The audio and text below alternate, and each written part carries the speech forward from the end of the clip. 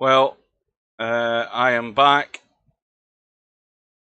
I should be live again, and sad to say that in this instance, the PC just come up with a blue screen of death, and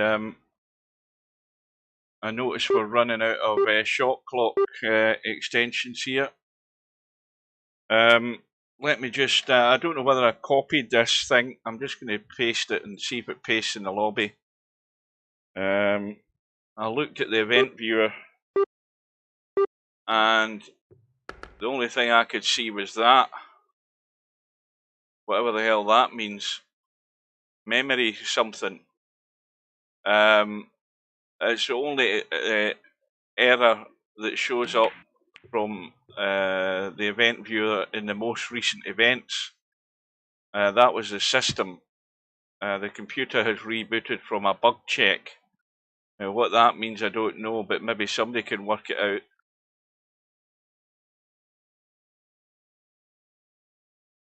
But anyway, apologies for that, guys, but that's what I'm having to deal with, and will be until the computer completely dies.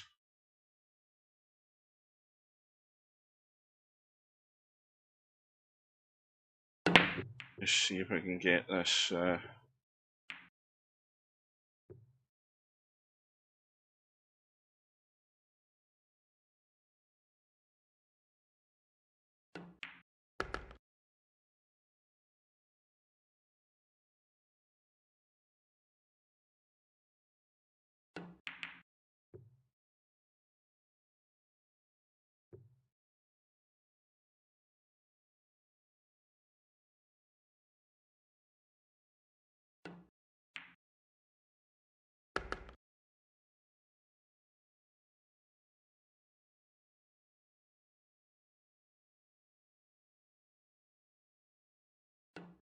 Right, well, I'm back. I don't know how many people are still out there, if any.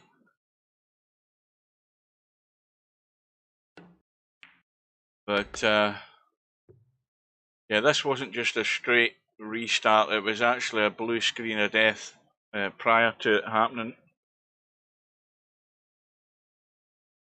And meanwhile, we've got Fast Eddie, who's now on the brink of getting to 90. He's not going to be doing that unless he banks this one bolt.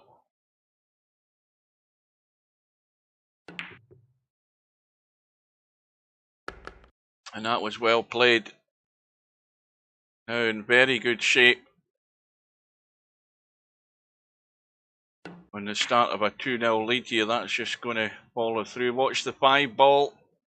5 balls going in, and his 25 points go down the drain.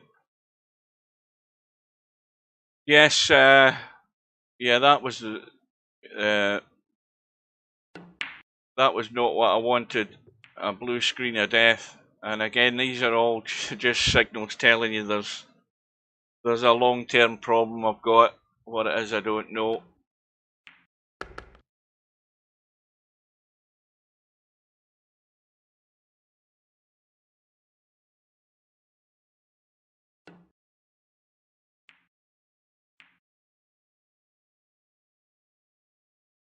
Hang on a minute, I'm just going to tab out for a second, just a sec.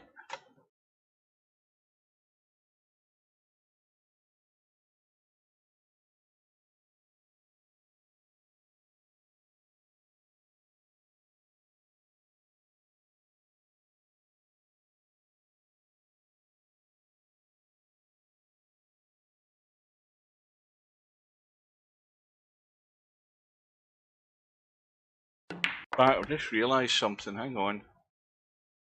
That's on screen.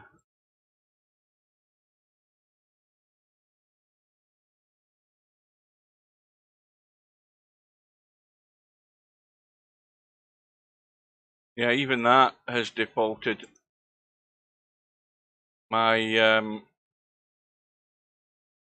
my Marillus action has defaulted to screen when it should have defaulted to game, because that's what I've had it on.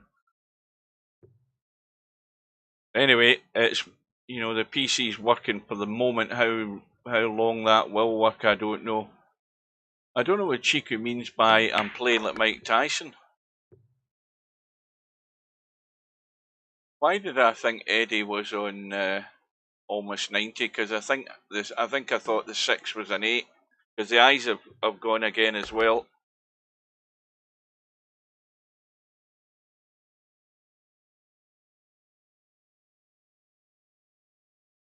Well, that I posted in the lobby, that is the only error, or the only sort of significant error that ties in with the reboot of the computer. That's what come up in the event viewer. I copied it and pasted it in the lobby, because that is all gobbledygook to me. It says like a dump was saved in C Windows memory dump. I presume that's what that means.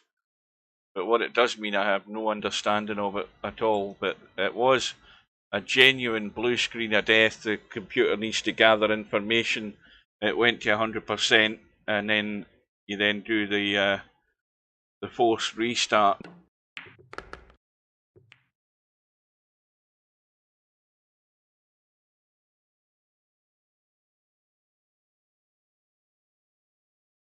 Fast Eddie's response says he's playing like Ray Charles.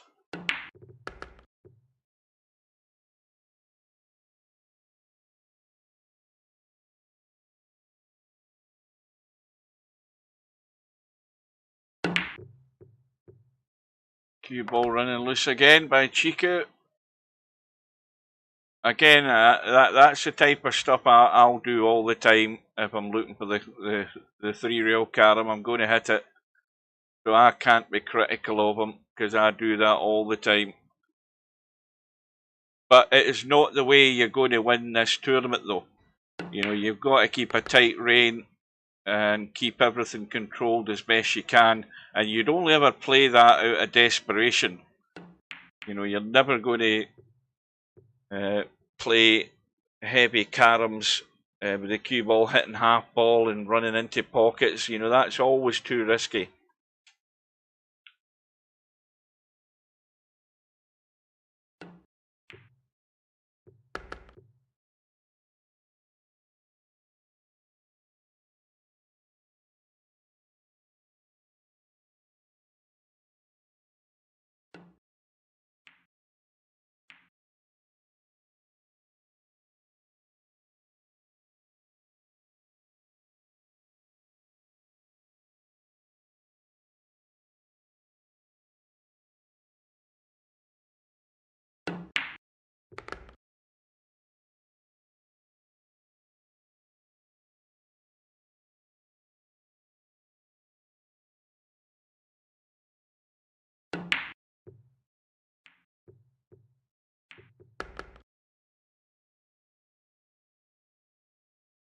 Well, by hook or by crook, Fast Eddie's got to 90 here.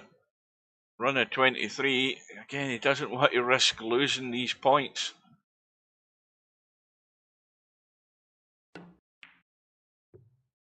This looks a good line. That was well played. Now he's also got a line off the 3 ball to the 5. Looks reasonably natural, this. Oh, he hasn't. He actually could have done with hitting that just a wee bit thicker. But that will do. I mean, he's done the hard work now, getting to 90 and into the caroms. Now it's up to Chicu to, again, try and respond. So he gets the pot, he gets the additional carom, he keeps an open table.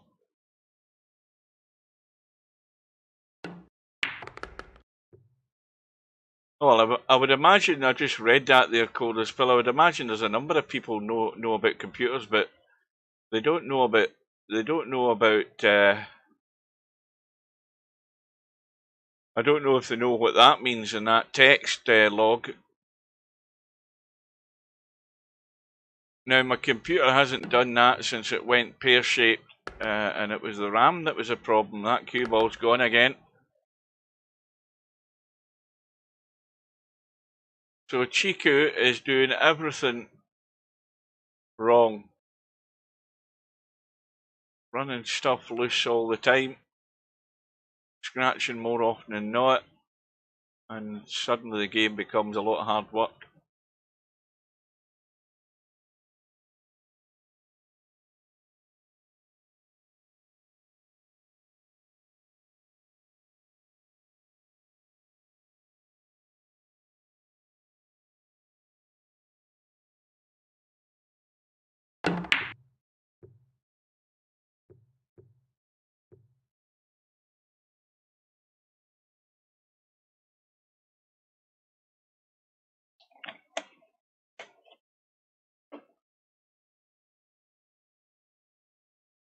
And again, Chicu, again, he always seems to be distracted in some way or other.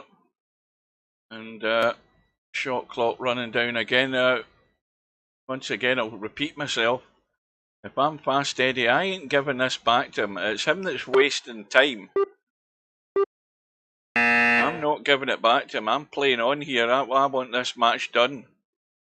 It's an hour and 25 minutes I've been at this. And Chicu seems quite happy to be distracted. I mean, he might have like half a dozen kids running around him or something, or the wife's bugging him, or the girlfriend's bugging him, you don't know.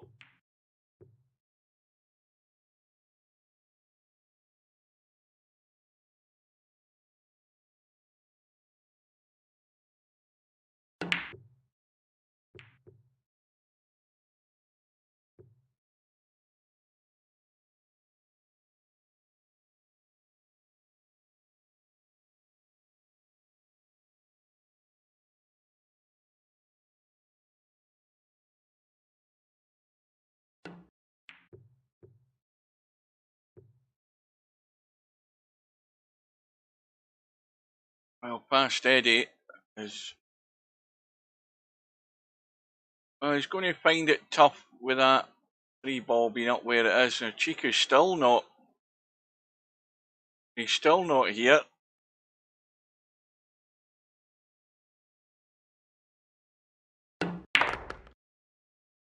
Suddenly, he comes back to life. Well, you also... I mean, the one thing you get the impression is that Chicu's will be more than happy when this is all over. I think he wants out of here quick.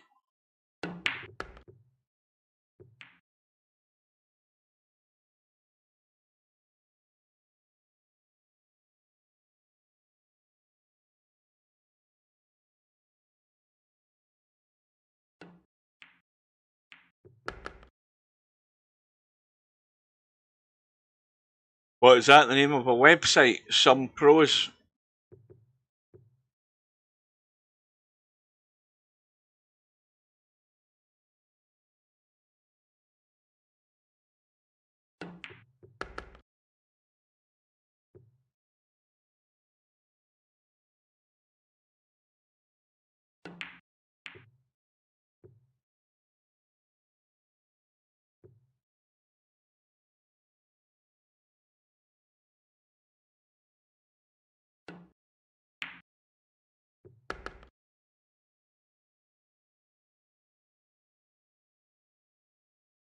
Well, you would think that...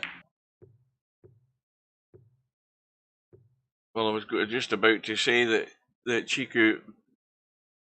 Prime objective here is keep the points and don't scratch again, which he has done. The run ends in 21.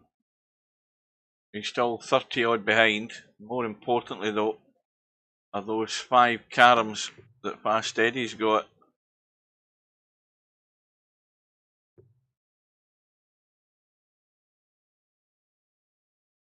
Well, you know, when it's a blue screen of death, there's not really a lot they can do to help me, be honest. Other than get the PC looked at again, which I'm not prepared to do. I can't afford it to get that done.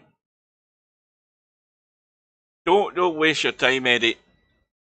It's blue screen of death means there's something wrong somewhere along the line, and I can only end up getting more of them.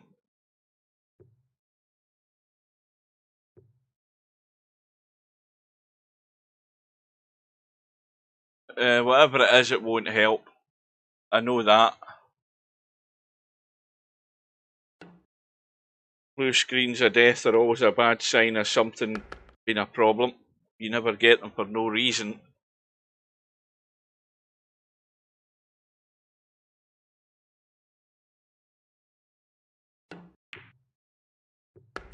Two balls gone again. Chicu back to 63. Now Eddie, with ball in hand, can will certainly get started off. Now, he doesn't want to cut this 5 ball in when he draws back to it. He wants to go to the rail first, like that. And the 1 ball needs to stay in the table. It probably is.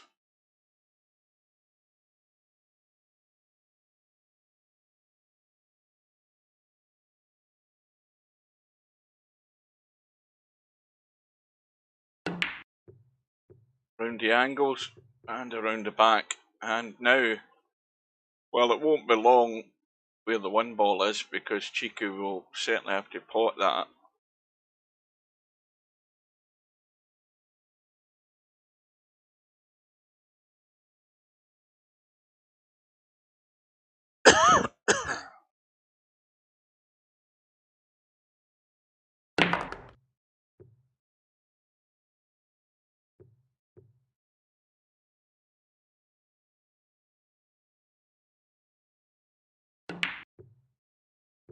Again, misses the carom. So now, Fast Eddie has to work twice as hard with 1 less ball to work with. And it's, I mean, you know, all that Chiku's doing by leaving the 1 ball is just prolonging the agony. Sooner or later, Eddie's going to get out, and if he suddenly gets these balls gathered, he can have the 4 quick caroms that he needs, and then he's get easy out off the 1, just follow it straight in.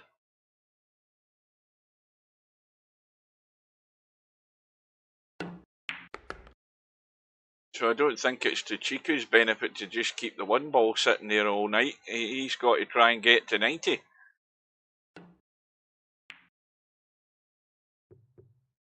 And he still didn't get there. Well, this is a much better 2-3 railer here from the right side of the 5 ball.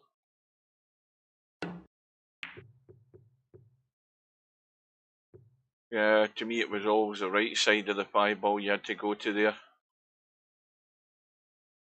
Was certainly the one I would have been a lot more comfortable playing.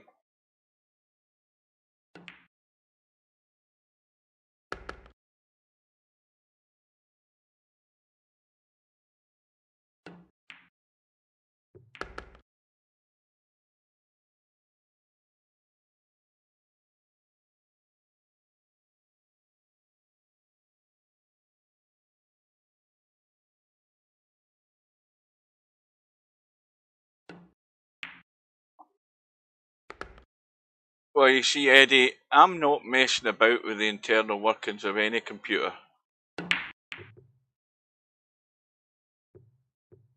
I'm not messing about with thermal paste or anything like that.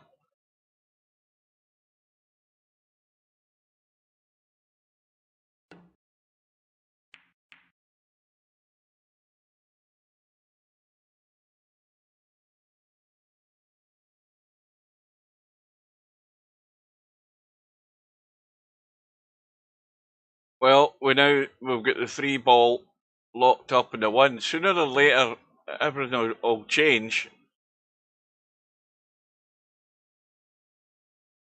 And in the meantime, we've got 25 minutes to go, supposedly, to this second match is supposed to start. Yeah, the fan is working. You would have heard it in the live stream the other night there. Steve was talking about it in Discord. You could hear the fan kicking in. Yeah, I've got software on the PC that can tell me the temperature. It's just that it stays on the screen and it's annoying, so I haven't got it on. But that's neither here nor there. It doesn't matter. There's a problem with the PC again. It's been rebooting from time to time, and today's the first time since the last time I had it. Since the last time it went in for repair, that is, that I had the blue screen of death. The only good thing this time is that the blue screen discovered a fault. The last time that happened, the PC wouldn't go past the blue screen of death when it was rebooting. It kept going back to it, so at least the Windows booted up, which is a bit of an improvement.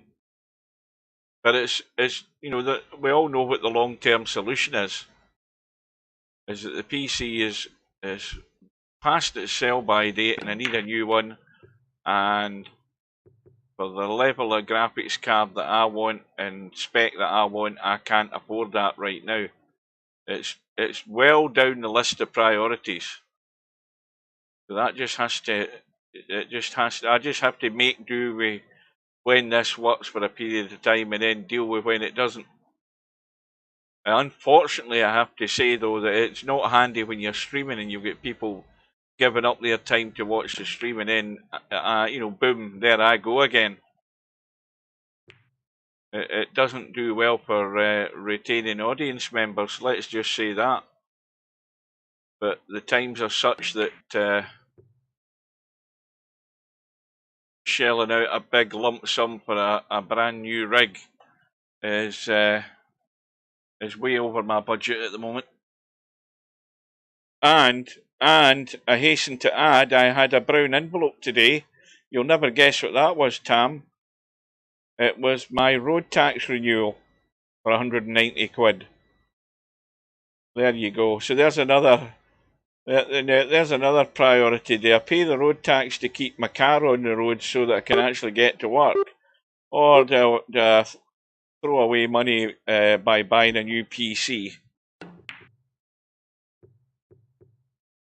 So just when you least expect it, or when you've totally forgotten about it, your road tax lands on the floor, and it's to be paid by the end of the month. £190. Thank you very much, says the government.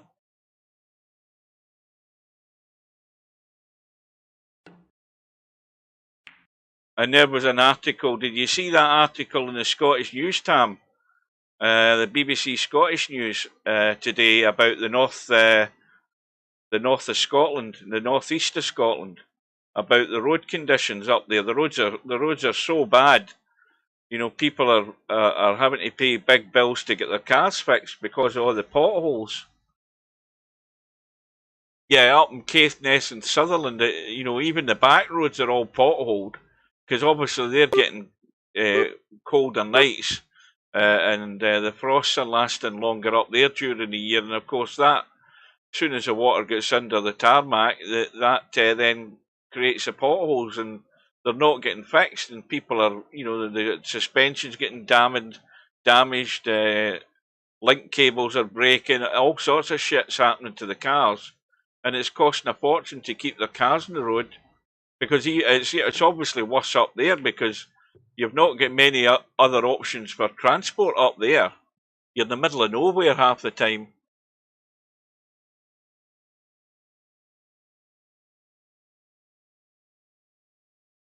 Well, just think of the money it would cost you to try and get down that route, coldest pillow. Anyway, back to business. We've still got a 1 ball out the game and a 5 ball out the game, and Chicu is reluctant to pot any of them. Of course, he can't now because they're both in caroms. I'm too busy watching the chat, not looking at the scores. Well, it's not in any of the two players' favours to keep them like this. They'll be here, and it'll be hard work. And every point you get at this stage is like gold dust. Big risk for Eddie here, but how's he going to get a point and keep the point so that he can get out? Well, he was trying to be really delicate there. Oh, wrong button, hang on. He was trying to be really clever. Only an inch away from the carom, the outshot would have been simple.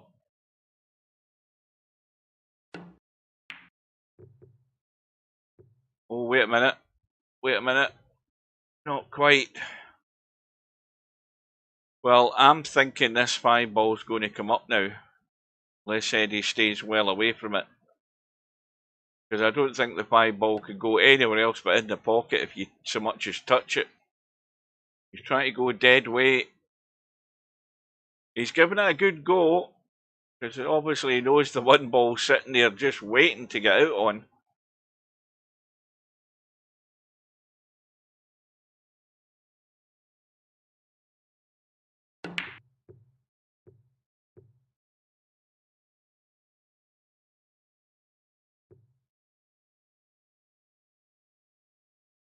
Well, I'm just wondering, who have we got still watching from the States? Is Larry there?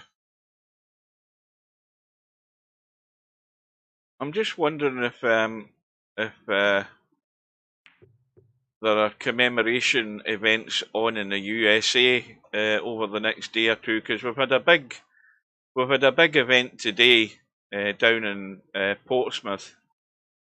The preparation for the D-Day landings are on their 80th anniversary, and obviously there was over 1 million American troops get shipped over when the USA entered the war. The American troops came over to England and were based there, all in preparation eventually for the D-Day landings. I'm just wondering if they had any sort of memorial events for it over the next day or two, because obviously tomorrow is D-Day itself, the 80th anniversary. There's only about 30 odd veterans left. They're all either like 98, 99 or over 100 years old now. One of the old fellas that they were talking to today was 15 when he applied to join the army, and the sergeant that was signing people up asked him his age, and he told him he was 15. He says, "Well, if you were 17 or whatever it was, we could sign you up." So he left the building, come back in, and said he was 17, and they signed him up. So he was only 15 years old, and he was down in Portsmouth today for the commemoration event that was on. Now, clearly Larry's got bored. He's left the building. He's gone. He may well be playing in a tournament for all I know.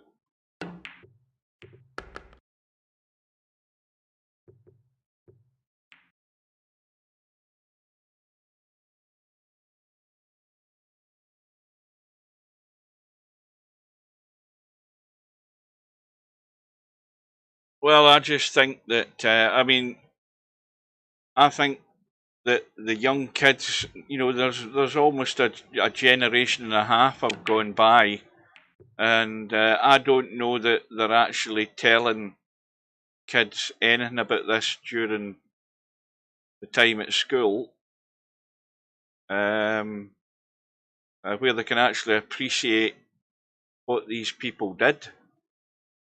When you actually put yourself in the position that these people were in, they were conscripted, most of them, to be in the army. There was all that preparation that went on, all the secrecy that went on, all the waiting, not knowing what's going to happen. You knew that something was going to happen, you just didn't know when. And then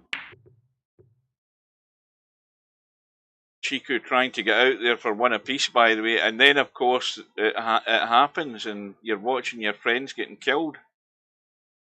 People that didn't even make it onto the beach, and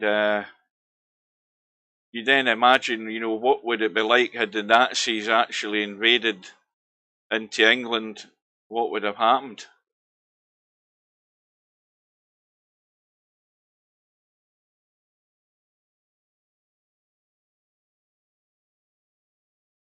And it'll not be long before there's none of them left. Well, that's Chiku's best chance there of squaring the match. But in the end, Fast Eddie got the job done. We are now an hour and 45 minutes into this match, so the second rack was a bit quicker. But you know, all you need to imagine now is if Chicu suddenly gets his act together, we could be here for the best part of another hour for rack number 3. We could be here for another hour for rack number 4 to square the match, and then another hour, best part of, for the final decider. That's where we could be going. I don't know if I've got the patience. I don't know whether the PC will still be up by then either. Now, it might be worthwhile while they're sort of messing about here at the start to have a quick look in the lobby and see if we recognise any names, i.e. Woody and Kenway.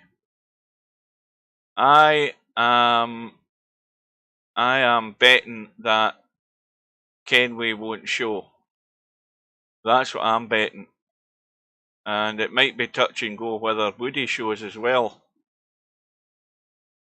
We'll find out, but certainly no sign of either of them being in to get a wee bit of practice in before they're due to start. So we will keep an eye on that.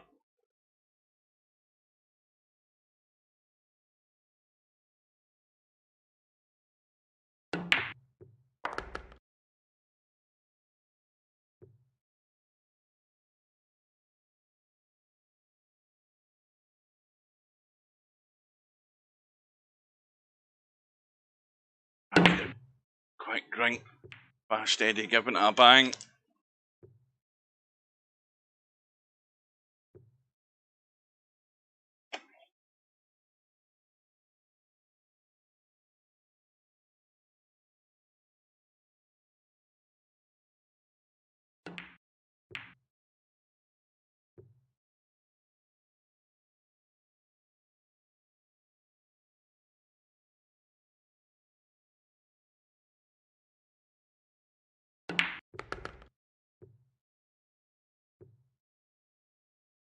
That just needs to keep running. Well, 5 ball spots, and he's missed, well, what looks like a miss on a very simple carom. But I think Chicu's just in a hurry to get this over. I mean, that's definitely the impression that I think most of us are getting watching this. It's a bit like how I was feeling last night. It was just get the shot done, try and get it over with. Whether it be you getting a good run and getting on with things, or whether Eddie just keeps pulling away.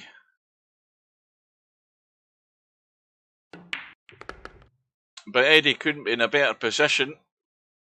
I think when you're 2-0 up, this is where you really need to sort of reset the switch, because that it's where you're then vulnerable when you're 2-0 up. It sounds, especially in Cowboy, it sounds that you're in a great position, but you can't take your foot off the gas. You've got to stay fully on it,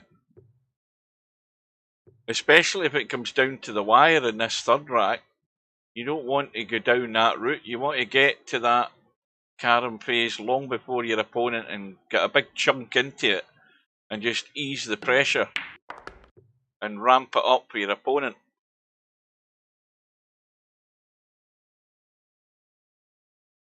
Well, we are now 11 minutes away. I'll do another quick check.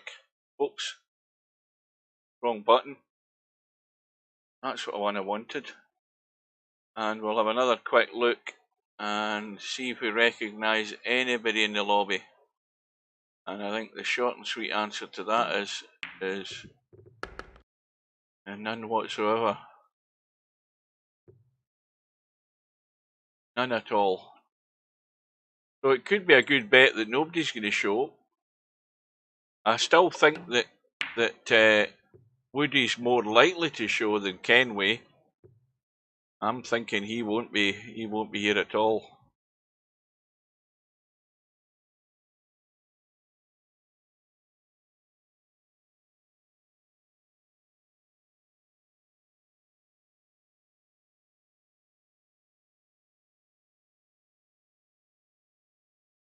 Now it looks Eddie's. Oh no, there we are. See signs of life there.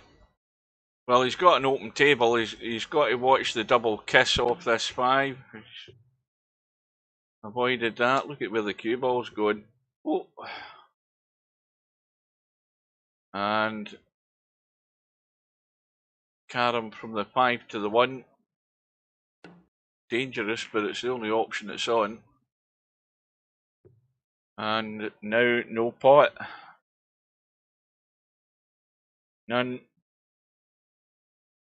This doesn't help the situation either, in you getting into a rhythm where you're getting blocked out by another ball. Again, just giving it a slam and hoping to get lucky. But Chicu at the moment's the one with the lead, albeit a slender one. Fast Eddie wants to address this situation quite early here.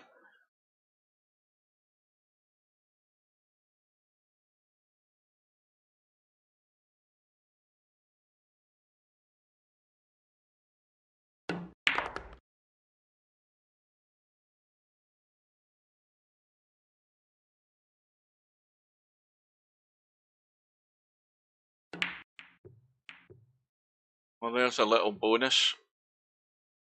A twofer.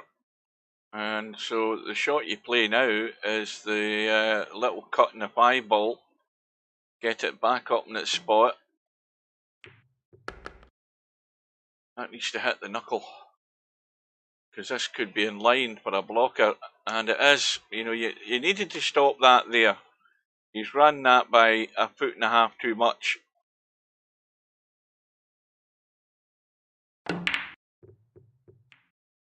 He's got the draw and got the brush on the 3.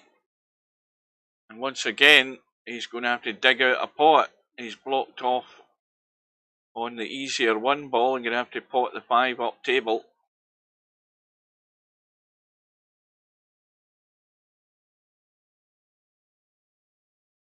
You think the cue ball's going to bump the 3 from this shot. In fact, he's found a gap, which is even handier, because that sets him up for a nice simple carom. So Eddie has got rid of the deficit. He's back on par. And now everything from here on in is a bonus. But prime objective, keep the points. Don't play the risky shot just to stay at the table. It's far better in your position to make sure you're keeping the points. That would be my advice. Don't stick your neck out. And just a little message to all those watching, however many there is. How many is there? There only is 6. People have got bored. People are getting pissed off with the dodgy PC I've got. But anybody who's watching, if you're from the UK and you've never seen Boys from the Black Stuff, which is a series of plays that were brought to TV in 1982 by Alan Bleasdale, they are on the iPlayer. They've been put on the iPlayer because it was just after the death of Bernard Hill, who that was his first major acting role in television, certainly that I remember. That was as Yozzer Hughes in Boys from the Black Stuff. So if you've never seen it, it's a drama. It's set around the unemployment in the 80s, Maggie Thatcher, and it's set in Merseyside, and the 5 different stories about the 5 different characters. It's actually, for anybody who doesn't know, it's actually a follow-up series of plays that Alan Bleasdale was asked to write, because he initially had written a Boys from the Black Stuff 1 episode play, which introduced the characters. It was on a few years before, and then he was commissioned to write a follow-up, which he did. He made 5 different episodes, which tells you the different stories on it, and it's a great drama if you've never seen it.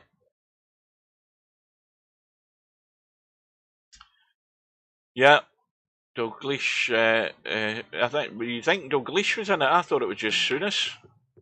What's the other Liverpool? There was another Liverpool player sitting next to him. It wasn't Kenny Dalglish. I just can't remember who he is. I can see his face. But yeah, he had that little cameo role in it. James Ellis was in that episode as well, which, if you're old enough to remember, he was in Z-Cars. James Ellis. He plays the Alki.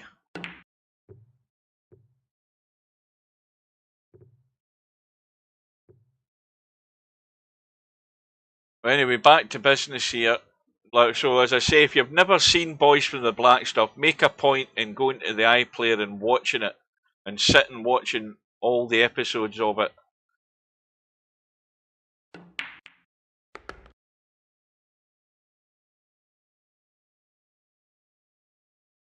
Well, Chicu's got a slender lead, only 20 points and dwindling.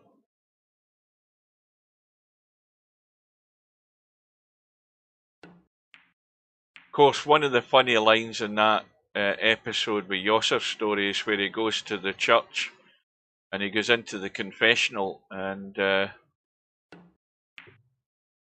priest says to him,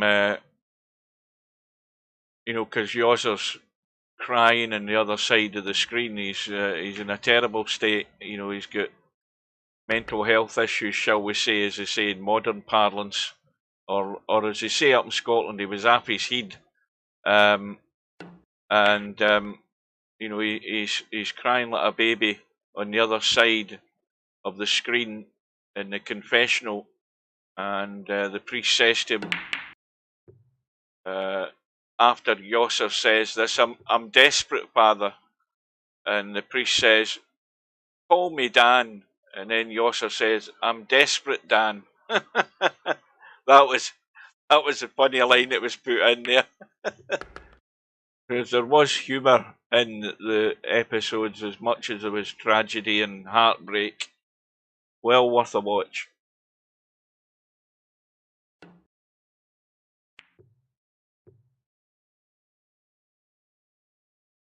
Yeah, it was Souness that was in the black stuff, but if you watch the clip, there's another Liverpool player sitting right next to him. It wasn't Dalglish, but he was a Liverpool player whose name escapes me. I know what his face looks like, I just can't put a name to him.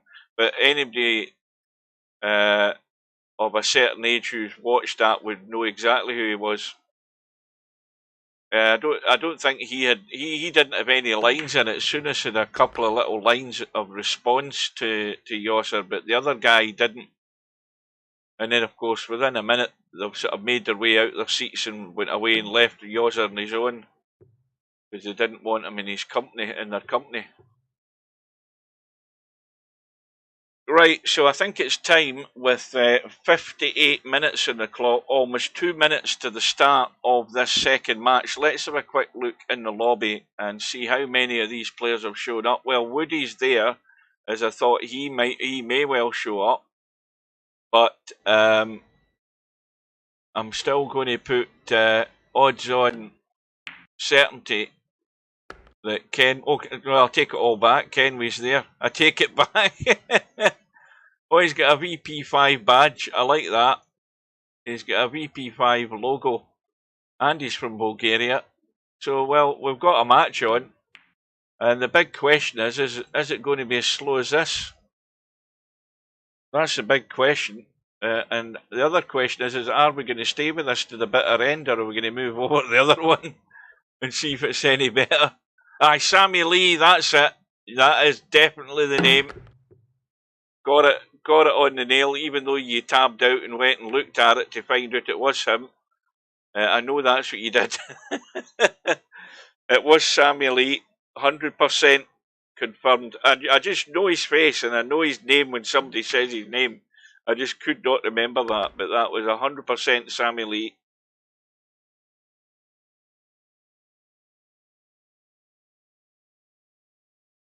It was, see, that would, the thing is, I can tell you exactly what the cue ball's gone. I can tell you exactly what I would have did at the end of this stream. I would have tabbed straight out, went on to the iPlayer, got the episode up and running, and watched the damn thing till I saw the credits, so that I could find out who the hell it was, because I couldn't go to bed without knowing that.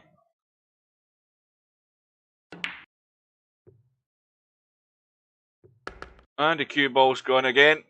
Right, Whiz Kid, here's a question for you if you're a Liverpool fan of a certain age in 50 years. So who was the two Liverpool players that were in Boys from the Black Stuff then?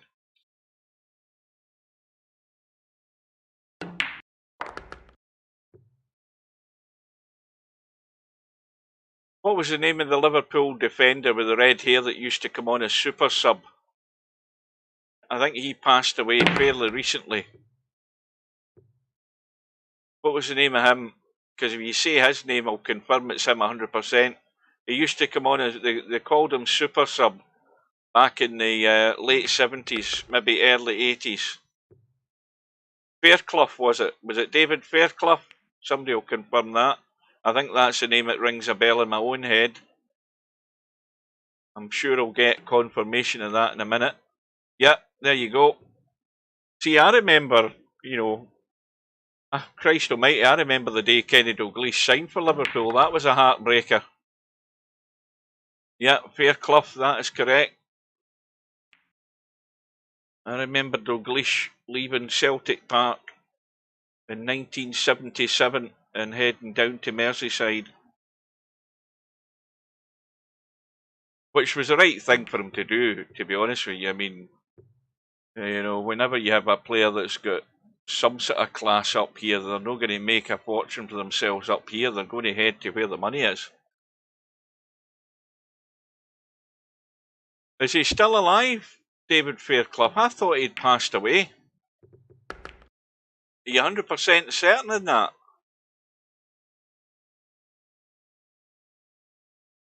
Maybe it was a... You've never watched Boys for the Black Stuff. Get yourself onto the iPlayer and search for it and watch it. There's five episodes. It's 5 separate stories about the different characters that were in the original group of them.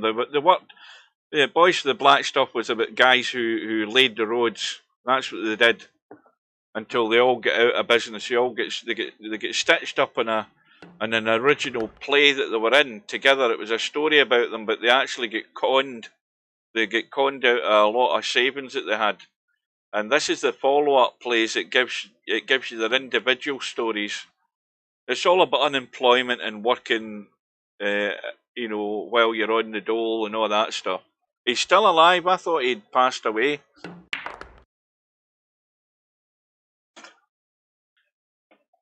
I do apologise to him. I was convinced he'd read something about he'd passed away. It must have been somebody else. I got it wrong.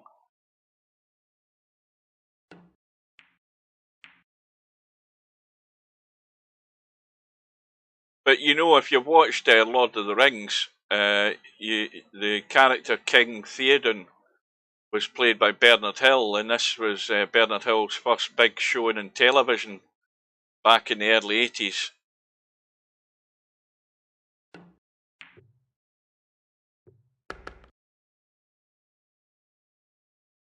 Well, we're now getting down to the wire here, where this match could go on for another 2.5 hours, or within the next, 20 minutes or so, it could be all over. In the meantime, I am going to... What am I going to tab to? I am going to do this in the lobby in the meantime. That and that, and show banners, and then I'm going to scroll and find the damn thing. Where are we? There we are. and we'll get up the bracket so that we can tab to this other match. So there's the match there with Woody and Kenway. It's up and running. No need to get overexcited at this moment in time and dive in there because they've just started.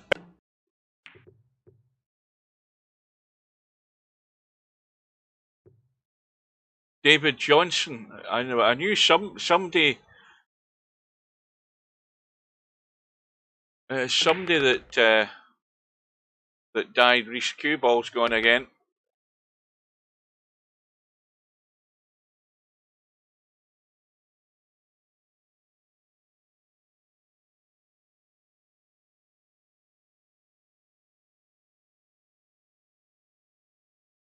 I don't know that that'll make any difference, Mark.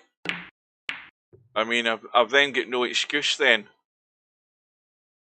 But in fact, I'm still. I mean, I went to bed and I woke up at 5 this morning. As I said earlier, I didn't really have a great night's sleep because even though I was tired, my head was still buzzing with trying to concentrate. I was trying to concentrate that much, and it was making no difference. And then when I went to bed, I couldn't get to bloody sleep. But I did eventually get to sleep, but I woke up as usual. Normally on a day I get up, it's 4 o'clock. I woke at 5 this morning, and I thought, well, I ain't going to try and get back to sleep. I'll go down and get breakfast. So I went and had something to eat at 5 o'clock this morning. I've been up ever since.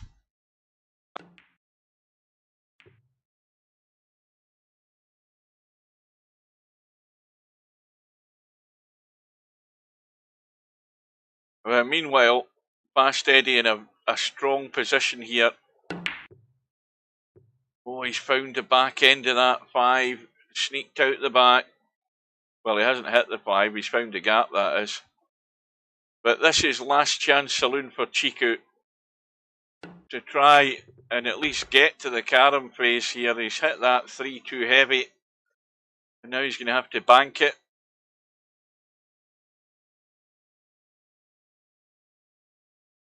And what's more, this 1 and 5 is set up quite handy for a carom. Well, he's got the bank. Well, that's really unlucky. Well, no prizes for guessing how Chicu's going to get to 90 when he gets his next chance at the table, because the 3 ball's sitting there hanging.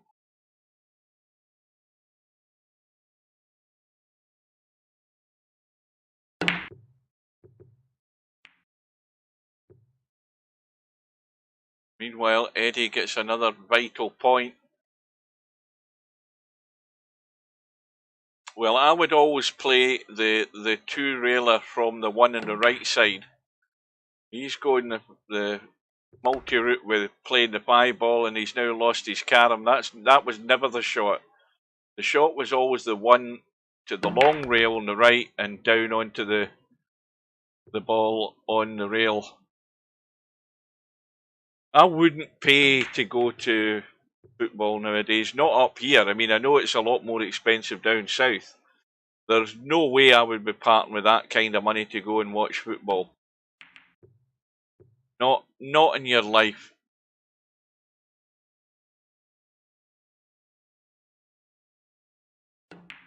And when I stopped going on the supporters bus, or rather when I started going in the supporters bus, it was £1.50 in the bus, 10 pence for a programme, and £1 to get in at Celtic Park, or if you were lucky, you got a lift over. You get lifted over the turnstiles, and it didn't cost you anything. Those days are long gone, but that was what it was in the from about. I think I started going in. Was it 78? The season 78, 79. I think it was.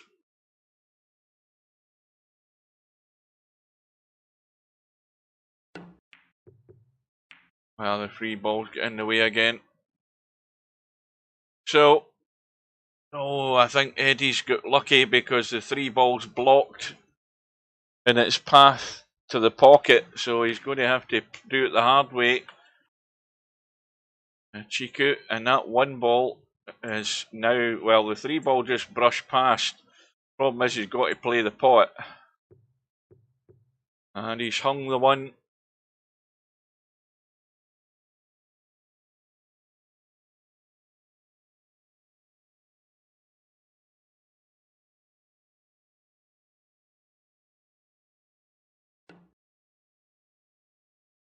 And Fast Eddie couldn't make up his mind what to do there, so in the end he did nothing.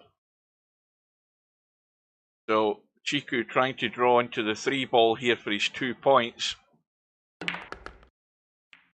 And now he's sitting good for a follow-up. So he's on 90, and this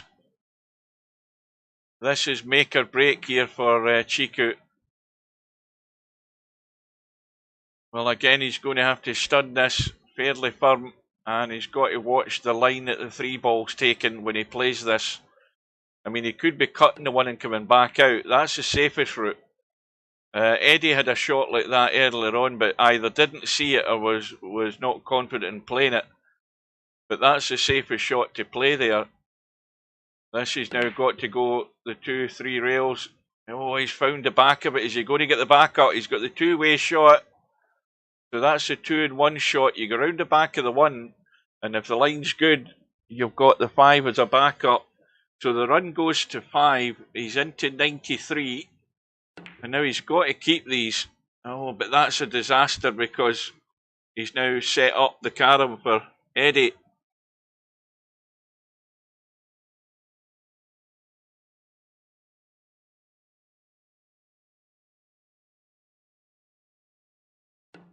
Yeah, that's just crazy to be paying that to go to football. There's not a team in this country that I would, let alone a player. There's not a player that plays, and there's not a team that plays that I would pay any sort of money like that to go and watch football. Not on your life.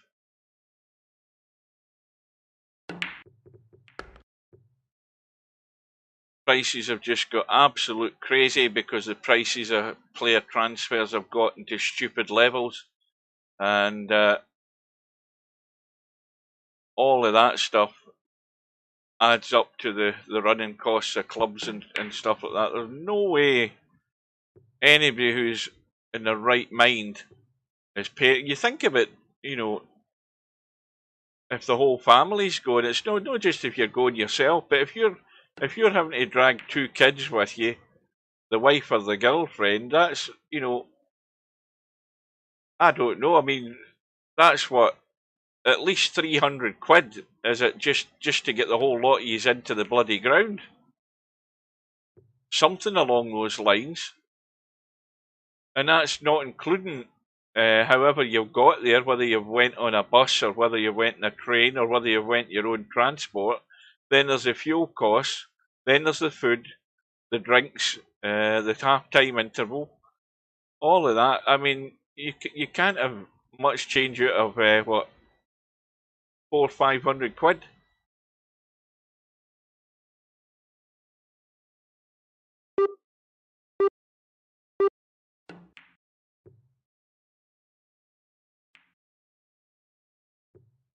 Well, Chicu, Eddie's set it up for you here.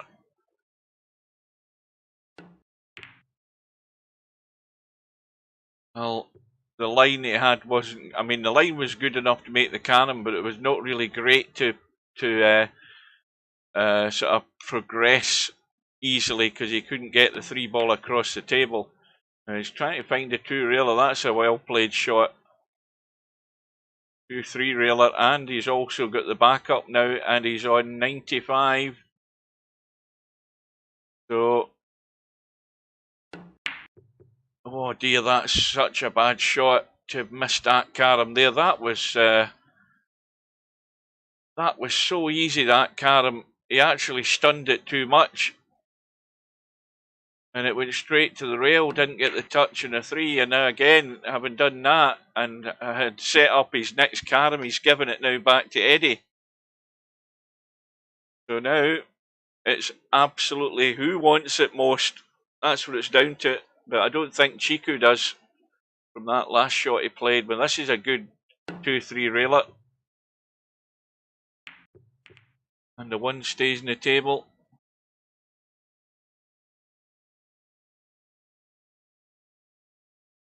That is stupid. That is stupid money. £600. I mean, come on. I mean, let's be honest. You've got to be either working in the building trade, or a plumber, or working in the city to have that sort of income as loose money that you can throw away each weekend. More likely, a robbing bastard plumber would be getting that kind of money coming in to waste away in a weekend going to football.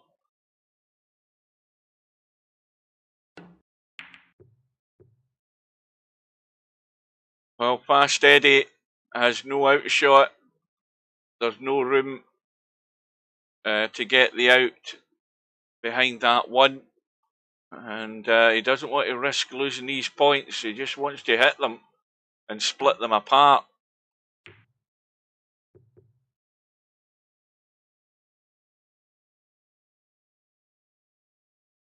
So Eddie almost home and dry.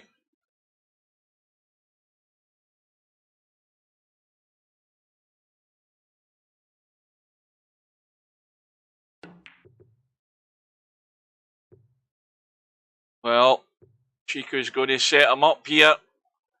This is just a good stun off the one ball for game, set and match.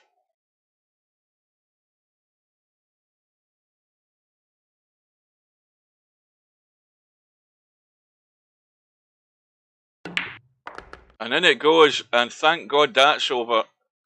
Well, as predicted by I think VP Monster predicted it earlier on, that it was going to be a 3-0 win to Fast Eddie, which it is. So well done to Eddie. 101 points to 95. And we will tab out and do a quick refresh, and we will see that Fast Eddie, where is he? Is now lined up to play 9ball.com. And we will nip up to the top of the bracket. In fact, first of all, I'll tell you what we'll do. We'll go back and have a look at the schedule. The schedule confirms that the next match online is going to be... don't tell me that's a bloody proposal already, sent in by Fast Eddie. Well, I'll look at that later on. In fact, no, I'll look at it in a minute. Larry and Tam play on Thursday at 8 o'clock. As I say, tomorrow night, that is too late for me, so I definitely won't be doing that. I'll be watching it, but I won't be streaming it because, again, I don't want to start something that I can't finish. You've got Linus and Bankster on Saturday at 8 AM. I won't be there for that. We've got VP Monster Casino Gym. That's Monday at 7 PM. I'll be there for that, although I'm going to have to toss a coin between streaming that and playing 9-ball Scotch doubles. We've got Segression Progressive Pool. That is next Tuesday, and that's at 6:30. Let's have a look at this proposal. FastEddie9ball.com. Or is that just it prompting me to send a proposal? I think that's what it is. I think I panicked the last time. That's what it is, right. I don't need to touch that. It's just because we're matches available. I got it wrong. I panicked, folks. Right, let's come out and let's nip in. Well done, Eddie. So here we are. We've got Woody, who... well, I'll stick my neck out here and say he should win this 3-0. But what do I know? Well, tomorrow's Friday night 9-ball. And now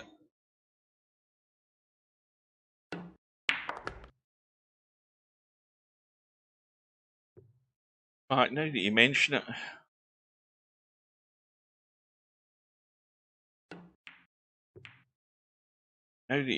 it, let's just go to the calendar. I mean, we're not missing any in that match at the moment. Let's have a look. Where are we?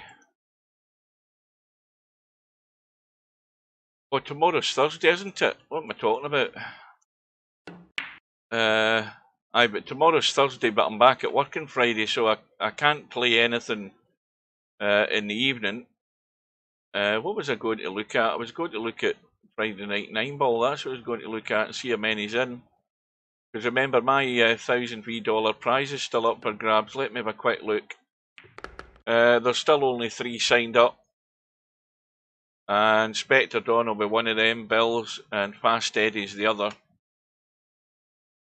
So that prize is only going to be available when there is 16 in.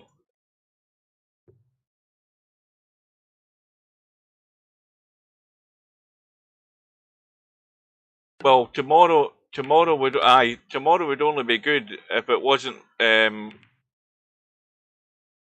o'clock at night my time, because that's again approaching the time I'm going to bed to get up at 4 o'clock in the morning. So if it was a time to suit me, then it means that you're having to play more like middle of the morning your time, you know, something like that. Anyway, we'll worry about that. We'll still get plenty of time to sort it out.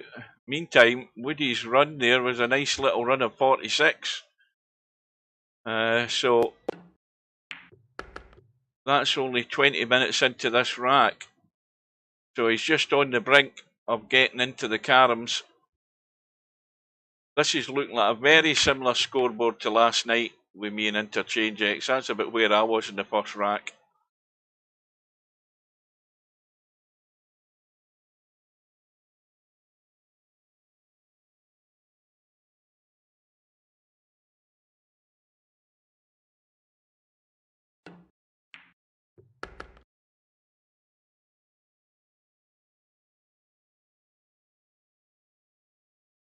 Let's see how Kenway goes about this.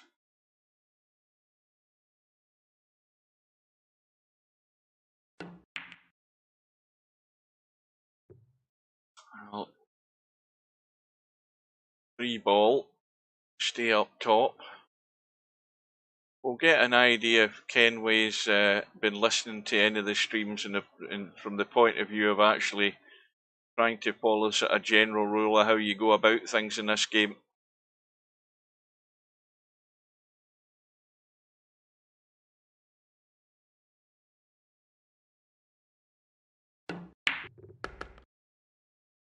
Well, he stayed up top. He's behind the 3 ball. He's on a tight line though. You know, you have to play a big stun from that 3 to 5, but he may well have the force follow on here from the 5 to the 1. Yeah. Or has he? Maybe not, now that I look at it. Oh yes, he has. He's got an edge. So he got that right. And this has gone 2 straight on the 5 ball. Ideally he wanted to be playing the 5 so that he could come out of there and again stay up top. So now he's looking for an alternative, but he might have to make do for the time being. Get that 5 ball back in play. I mean, he could go all out and play the pot in the 3 and try and run the cue ball into the 5. You know, he's not necessarily going to scratch, but where you know, just potting the 5 ball straight's not going to be great for position for the follow up.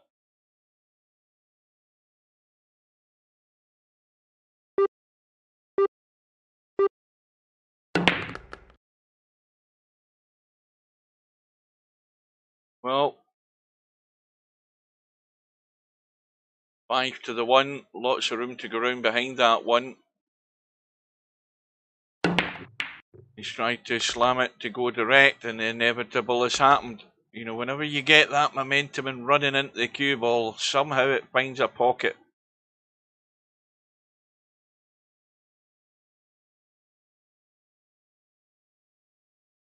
Well, Woody now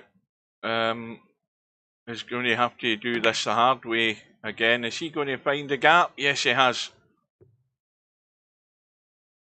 Couldn't really comfortably pot the 3 from there, so he went for the force follow carom, and of course that's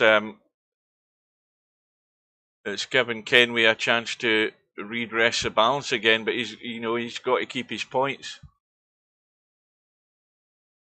Okay, I'll look at it later. See you later.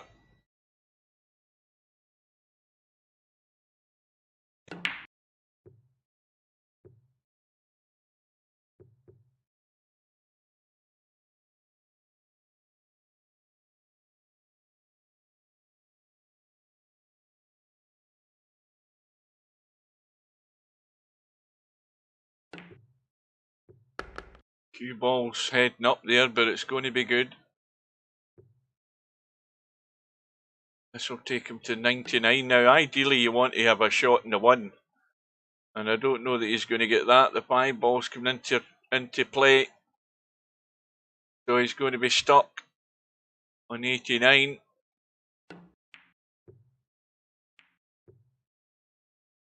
But, importantly, he's kept his points.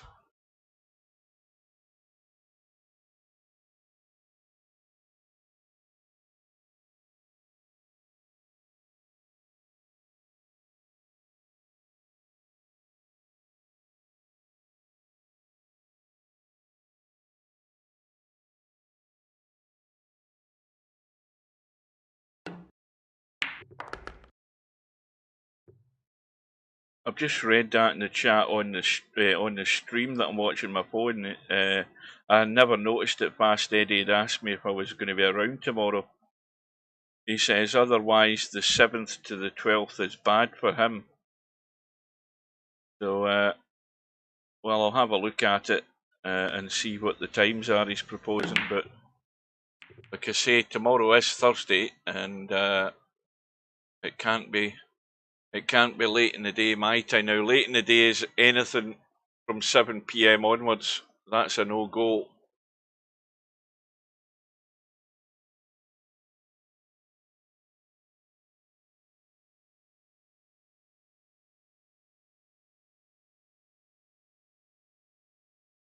Well, there's nothing wrong with potting the 1 and playing the carom from the 1 to the 3. There's also nothing wrong with playing the 5 to the 1, but not necessarily direct. I think what you want to do is try and get behind the 1. So you have to hit the 5 ball a wee bit thinner. So he's gone direct, and that it's always dangerous. We've seen how dangerous that is. The cue ball can hit it solid and end up just rolling straight into the pocket. And these shots are shots that are things you want to avoid doing in Cowboy. You want to be, the safest route was going behind the 1, so you have to then look at the alternative line that allows you to go behind that 1 ball and kick it that way, thereby taking any hint of a scratch out of the shot altogether.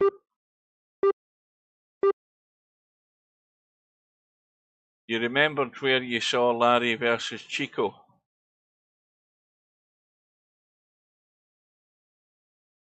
Well, where was that then?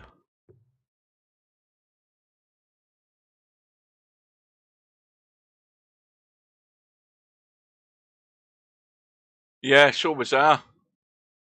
I went in and saw the end of the first. I saw the end of the first rack, and then I think I went to bed.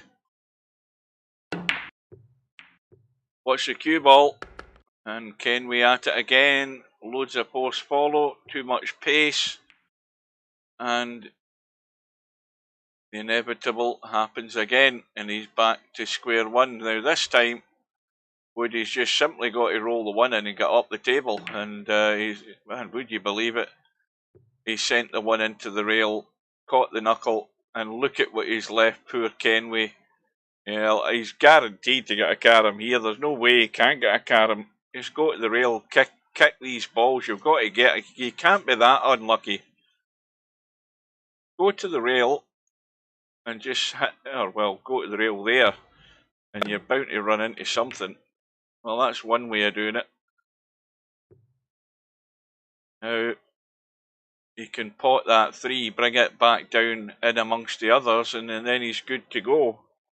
To try and get a wee score on the board here, because he's already in sort of last chance saloon territory in this rack.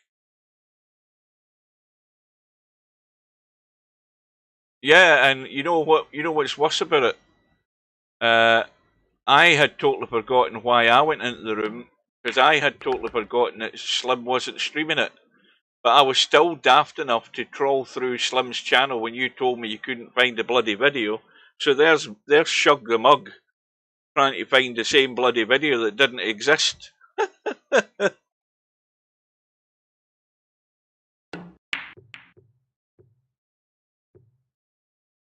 And Woody is still sat on 89, would you believe it? He should have been well into the Carm's been out.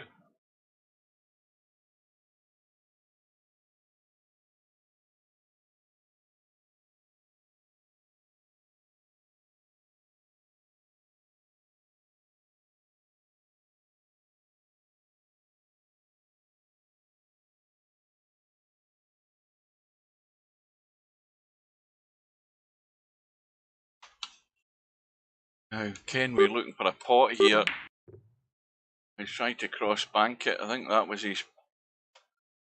He was sort of clutching at straws in desperation and trying to get a pot there. There was nothing set easy at all there. So, well, finally, Woody gets the carom. Now, maybe you should have thought about that a wee bit longer, because the one thing you have to do is try and get these balls gathered. Now, he's sitting good now. He's got to be aware of where the 1 ball is, because at some point you might have to play a bank like the 5 ball now and send it around. He hasn't quite hit it hard enough. You know, you've got to just get that 5 ball over that direction a wee bit more, but he can still go a couple of rails. Now, the brave shot here is not to take the easy option. The brave shot is to go up and down and come down in amongst them. And that way you're sort of keeping them together. Now he's got them loose.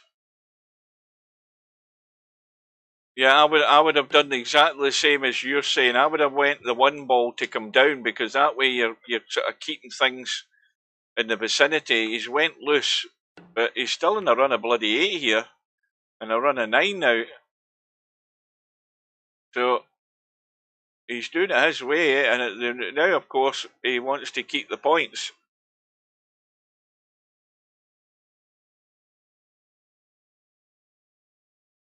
Now, I wouldn't even be doing anything here. I'm thinking I'm bound to get another chance at this.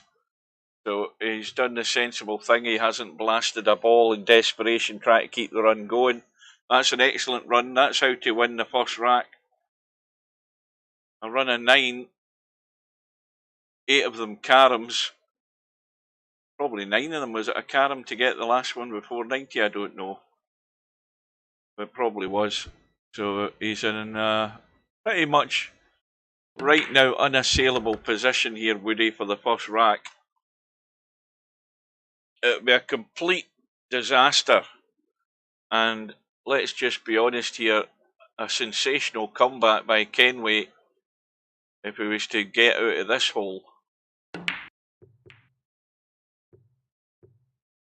That 5 ball needs to keep coming round.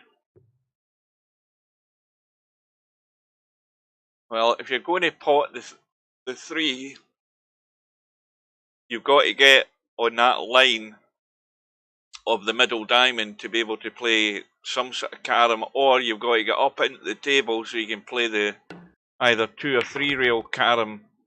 2 rail carom at the back of that 5. So that's where he's got to. Now, Kenway looks as if he's more happy going direct with caroms. Watch this. You see, that's where he's going wrong. Now, and I say that because he seems to be scared to use the rails. You know, and the reason I say that is because the rail is the safest option. You go around the corner into the back of the ball, and you're taking all the scratch out of the equation. He's happier going the one-way route, and that doesn't work, because yes, you'll get a hit, but more often than not, you're running way too loose and you'll follow the ball in or something. You know, it's obvious because it happens far too often. So he's just not in the habit of using the rails a great deal by the look of it. That's my sort of judgment at the moment.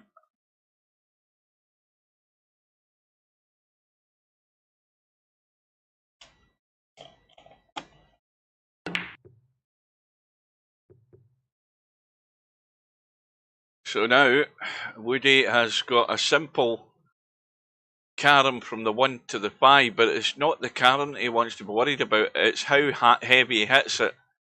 And he's well away from the line, and that cue ball's going south. No, it isn't, it's hanging up. Well, that was an easy carom. He certainly done the right thing in getting the 1 ball out into the table to increase his odds of having a shot out. But he was quite a bit off the line. Got it too thin.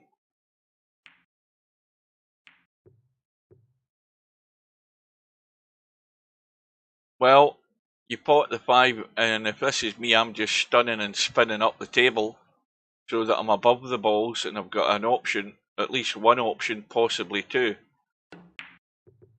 That's not heavy enough. He's sort of in between shots here, I think. Let's have a look. No, that'll work. That'll work.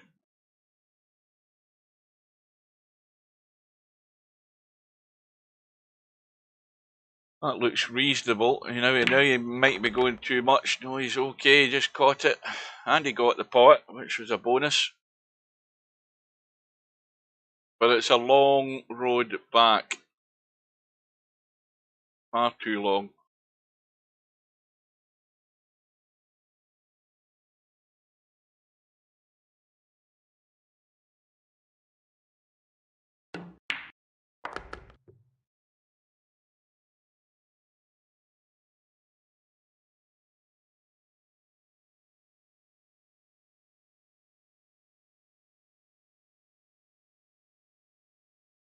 So, looks as if he's drawn to the rail, trying to bump into the 1. Watch this 3 ball, because that's going to be cracking with a bit of power on it. Or does he try to draw to the 5? Yeah, he was trying to draw to the 5, but he needed to get right into that cue ball a lot sooner. So Woody now has the 1 ball in a very good position to get out here. All he needs to do is not pot the 5. And again, because he was wary of the potting angle of that 5, he sort of he bailed out in it a wee bit there. I think he was definitely scared he was going to pot it if he took the 100% right line to make that carom.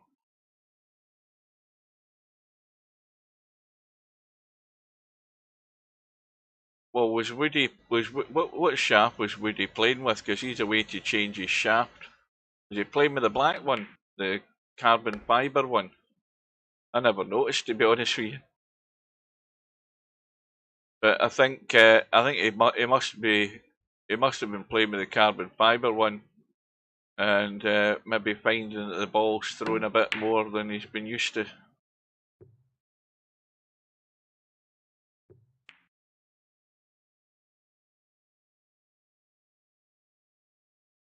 Well, this is a gentle brush to the 1.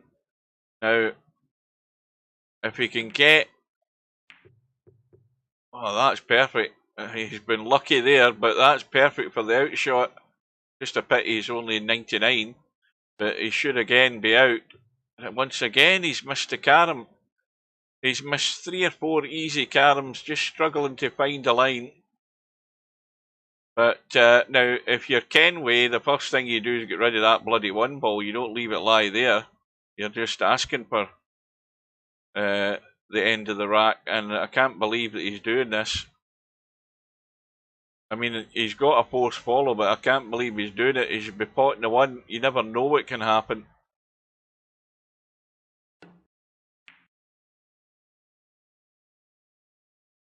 Well, he could be doing that, which is clever thinking.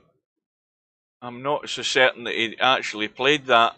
I think he might have got lucky, but obviously it looked as if he was playing the pot. But without jump cues, Woody's going to be well hard pushed to get out here.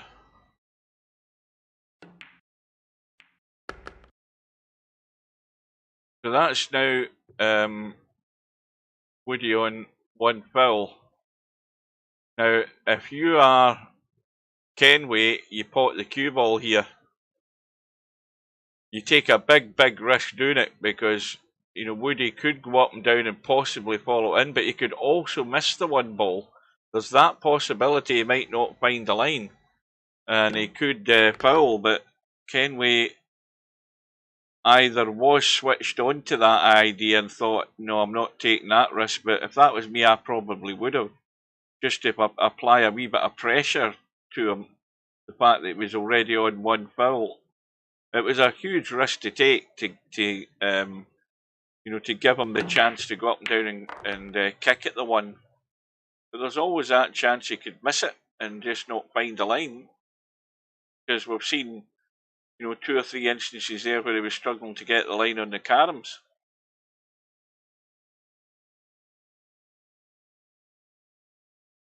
Now this is a wee delicate one, just to get the bump.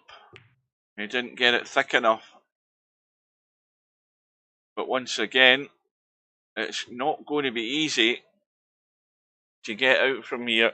Let's have a look. How much of that one ball has he got? Well, he might have enough. He's going to have to either... Well, I think he's just trying to play position here. No, he's back to 99. I forgot about that. My bad. Commentator's eye got it wrong there because he wasn't paying attention to the scoreboard. See, that needed a more sharpish stun there, that shot. Just a wee bit more delivery in the stun shot for it to go in. But, you know, the one ball's gone to a very good position. Now, again, Kenway's not paying attention here. He's got to get that one ball in play. If he pots the one's coming down to the spot and it's next to the 3. The fact that he's leaving it there is suicidal. Especially where now he's putting the pressure on himself that he cannot afford to miss, because this rack is gone. Any time he's about to miss here, he must get rid of the one.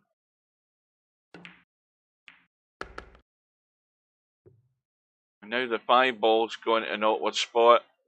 1 ball goes on to its... 5 ball goes on to its spot, but the 1 ball has got to come on to its spot. Now again, he's looking and looking, but got to get that done. You got to try and survive, Kenway. But if you're going to mess about with this 5 rather than potting the 1, good luck to you. Well, he's got it clean. And you not just get the feeling like I do that sooner or later this is going to mess up and it's going to end up just being a handed on a plate gift here for Woody. I think Woody's just probably got the same idea as well, that sooner or later he's going to get a gift of an outshot. And this might be it. Well, this most certainly is it.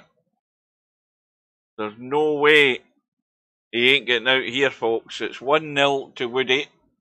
And Kenway got what he deserved there for not taking evasive action. He had to get rid of that 1 ball to try and give himself a lifeline to survive. When you consider he was only in 81, he wasn't far away, and that was suicidal.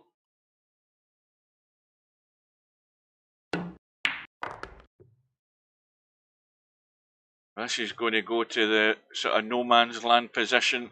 The stun and carom to the 5, from the 5 to the 3 is very dangerous. And Kenway, is he going to be the sucker? Yeah, got away with it. Got it thick enough that it went to the long rail instead of going to its usual spot in the pocket. Well, I tried 2 of those strange breaks last night, Larry, and I couldn't get any of them because I couldn't see the hell what I was doing.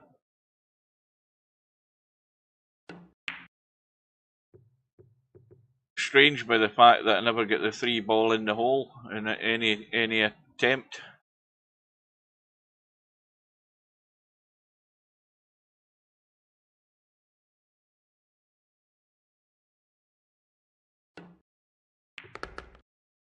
That just needs to slow up because it's going to be behind the 5, I think. Yeah, very behind the 5. And he's okay though.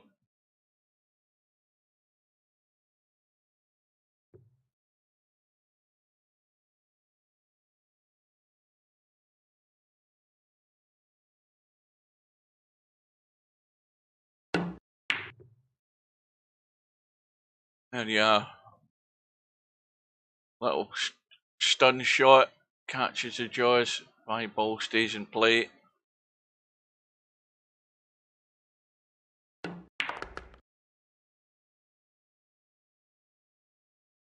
Well, Woody needs something like his 40 odd contribution he had in that first rack just to get that score, you know, confirmed on the scoreboard, and then he can work at it from there. Because at the moment, Kenway's just another one of these players, like myself and like others, who are pottering about here, not scoring enough.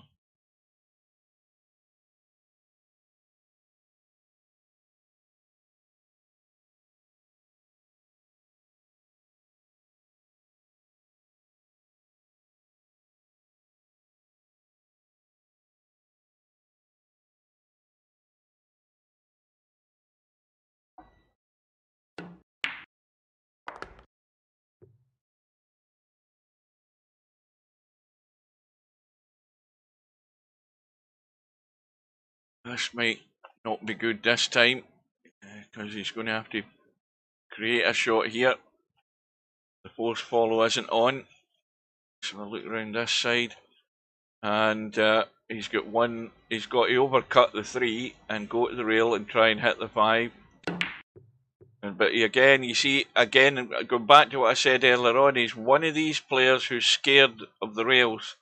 Now you've got to look at, but you know, when you've got a free shot to pick the line off that ball, was it the 1 ball? You look at the line and then you visualise the tangent that it's coming off the ball, going to the rail, and the tangent comes off the rail and goes to the object ball. And Kenway's not brave enough and not confident in his own visualisation of the shot and brave enough to take it on. You know, you've got to be able to do that in Cowboy, and if you don't, you know, you're going to potter around and try and do acrobatic shots with the cue ball to get there, and it ain't happening. And that's the one thing that Kenway would eventually come round to seeing, that if he played the game a lot more regular than once a year. And when you play Cowboy often enough, then those shots are the sort of the little bit more advanced than just trying to stun and bang to the object ball. That's not the healthy route to go. We all know that, because it ends in disaster more often than not. But don't be afraid to use the rails. That's what they're there for. Have the confidence and play them. You know, yes, you're not going to get them all the time, but the more you play them, the more you will see the line, and the more confident you'll be at getting them.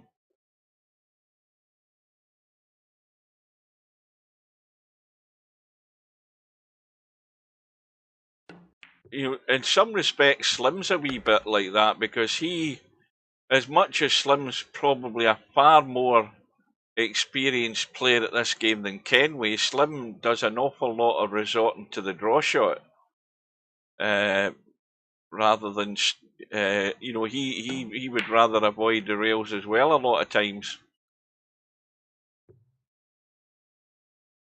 But once again, it's the same thing. You know, Slim doesn't really, he doesn't enjoy Cowboy, and he's never going to go out his way to be playing it on any sort of regular basis.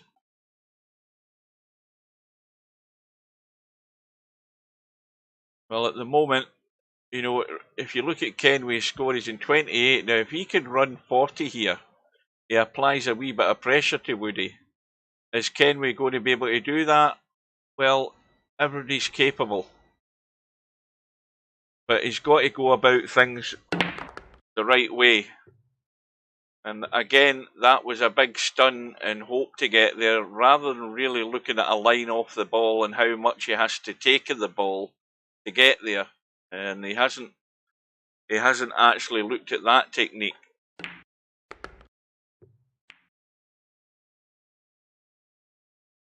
So if Kenway watches this video played back, you've got to look at how much of the ball that you need to take, especially if you're intending to start using a rail to get to the other object ball. You've got to look at how much the first ball you need to take. The advanced part of all of this is when English needs to get involved in it. But if you've got a plain sight at a ball, and it's one of these where you may well have to use a rail, then it's how much of the first object ball you need to hit. That's the important part. And how it hits that line on the rail and the line off the rail. Because the line that goes onto the rail will be the same as the line that comes off. It'll be a mirror image. And that gives you better judgment of how you can hit a ball using a rail.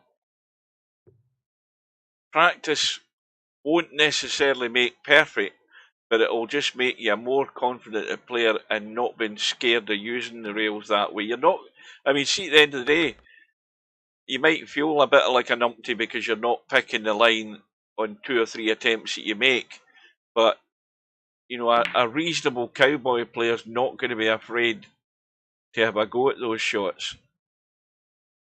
So you've got to have that in your arsenal, in your weaponry, because believe me, that will then help you when you get down to the nitty gritty and you're in the carom phase, because you're then going to have to use what abilities you've learned.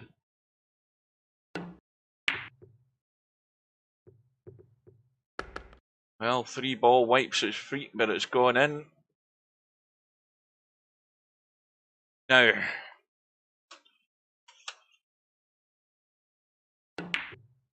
trying to draw the bailout, but again, Woody's not got there.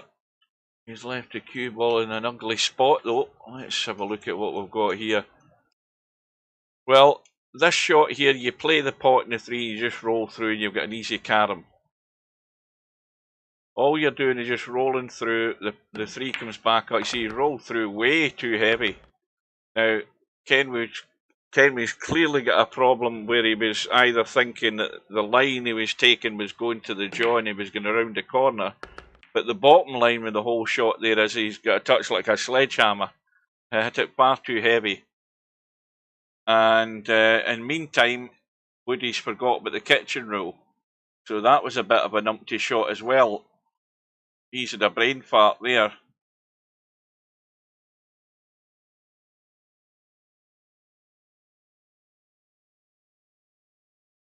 Once again, I don't know why Kenway. I mean, I will give him the benefit of the doubt. He's looking around. You pot the 5. He's not hit that hard enough. He wanted to be over another few inches to the right to make. Now this is going to be the bang again. Yes, he's got away with it, and we all know it's not the way to do it. That was a carom stay at the table shot. He's got to then measure that positional play a wee bit better to get in the spot a lot better and make the carom more comfortable. So these are all, I mean, this is not just over criticising, this is just little pointers that when you're going to play this game, if you can then tighten those things up and apply yourself a wee bit better, then you'll be a better player at this game. Most certainly you will. And it'll only happen if you want it to happen, and if you, if you play a bit more of the game. See, that shot there was touchy, that it was tight to the rail. That 1 ball. But it just allows Kenway to stay in touch.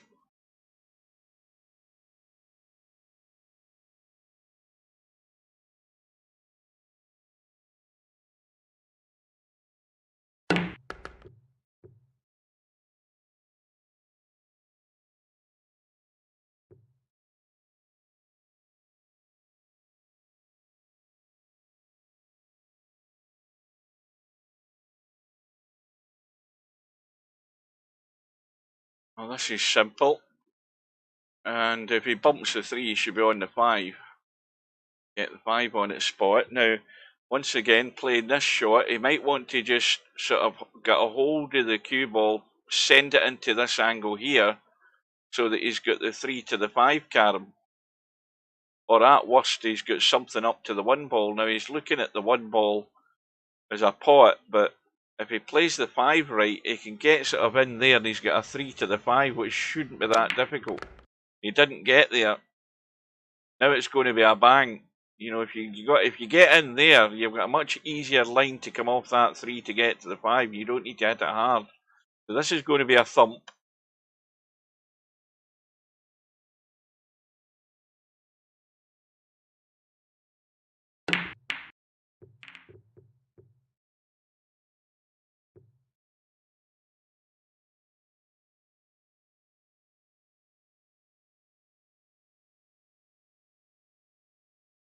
Well, again, he's got away with another one.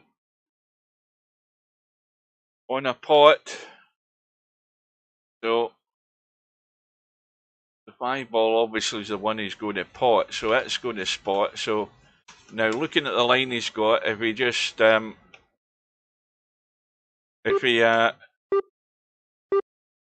he could go forward and around and out so that he's got a 1 to the 3. If he goes through and stops the cue ball over this side like that, he's not got anything that's set up as a gimme. He's got a force follow that's not exactly comfortable, 3 to 5. He's got the stun 1 to 5, where he's running loose again. Sooner or later, this type of way of doing it, and I know, I mean, I'm speaking from experience, sooner or later you're going to run out of shots.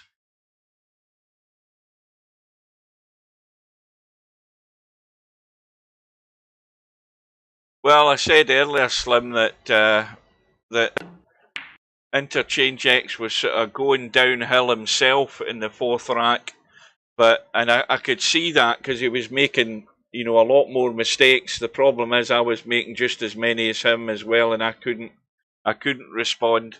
I was gone. Well, Kenway got away with that one because that was heading desperately into that side pocket. Well, you won't have heard the good news, Slim, that in the previous match that we were watching earlier there, the match with Chicu and Fast Eddie, I had a blue screen of death right in the middle of it. The good news, though, is that the PC gathered up the information to send to Microsoft, the usual crap. I rebooted the PC and Windows reloaded. That's the good news. As to what caused it, I haven't a clue, but the signs are not good. Well, Kenway, above all, has kept his 18 points and he's got a slender lead at the moment.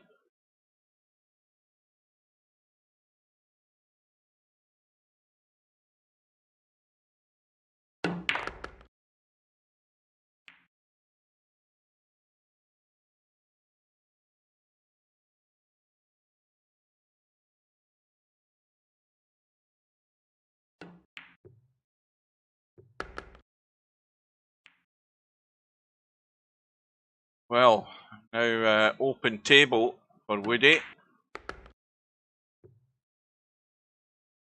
This looks a reasonable shape to be in. Again, he doesn't really want to fire things loose. He wants to try and get things in play. The 5 ball's well in play, and he can work with this setup here.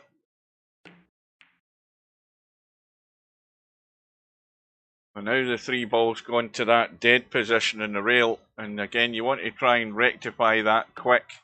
You can't, you're really going to struggle. Well, his run ends in 20, but he's got himself into the lead. And Kenway's going to have a smack at this 5 to the 3. Now, if you play this right and you're smacking it, you get the spin on it, you can have a 2-in-1 shot where the last resort is you might bump the one in, but you're not really playing for that. You've got to go 100%. Well, tell a lie, I forgot he'd an open table. What am I talking about? Might have been worthwhile considering the carom instead of the pot to start with to get that 3 into play. It's the braver shot, but it does help your chances of adding a wee bit more to your visit than just 5 points.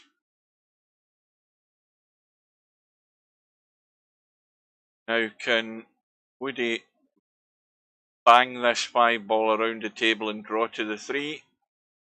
Or is he trying to get better on the right side of this 5 ball? I don't know that that's it. Well, he's more or less, he's far too high now. I don't think he can do it. Well, I think he can. He can bump it and know he's missed it. I mean, it's unbelievable. He's been in close proximity for caroms and he's missed a lot of them. Where the cue ball's not having to do an awful lot of travelling and he's just squeezed past him and missed him by a hair's breadth.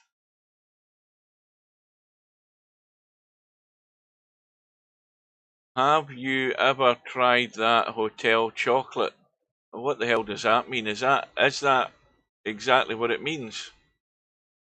What's hotel chocolate?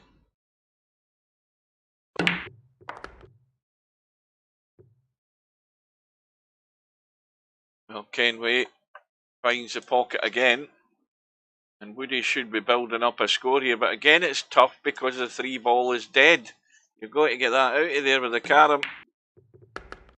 And again, played the pot. You should have went for the carom first there. Again, you've got to be proactive.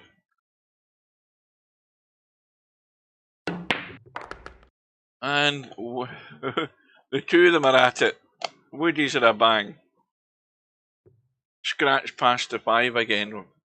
But you see, the Woody had a perfect opportunity there to open up his visit by playing the 3 to the 5 carom. Or the 5 to the 3, or whatever the hell it was, 1 to the 3 carom, whatever it was.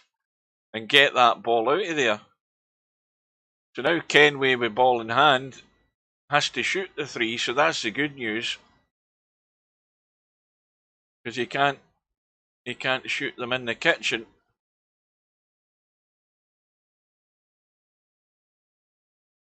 Oh, I can believe it. Right, has Coldest Pillow explained what the hell this hotel chocolate is? Because this is something that's gone over my head. I don't know what the hell he's talking about.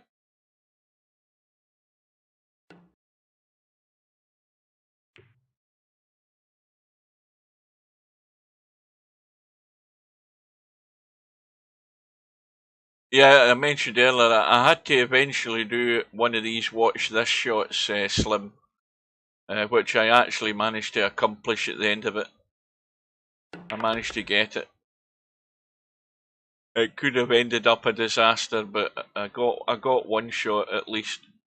The only sort of glimmer of light that I had was that second rack where I was not quite out of it, but I needed that run to get well into the caroms. I got it. It was neck and neck, and then Interchange X potted a 1 and scratched the cue ball to give me ball in hand for the easy out. I mean, that was the saving grace there, and that was the only sort of little shine of light where I got that rack in the board, and then I was sort of in the mix in the 4th rack, I think, for a little bit, but then it was sayonara and hasta la vista. So 63 points to 59 in the favour of Kenway at the moment. And the cue ball's gone, and those 63 points go back to 57. Again, too many scratches in this match.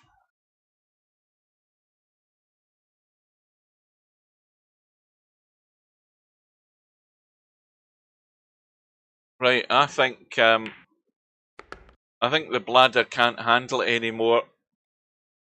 So I am going to bail out for a minute and take care of business. I'll be back very soon.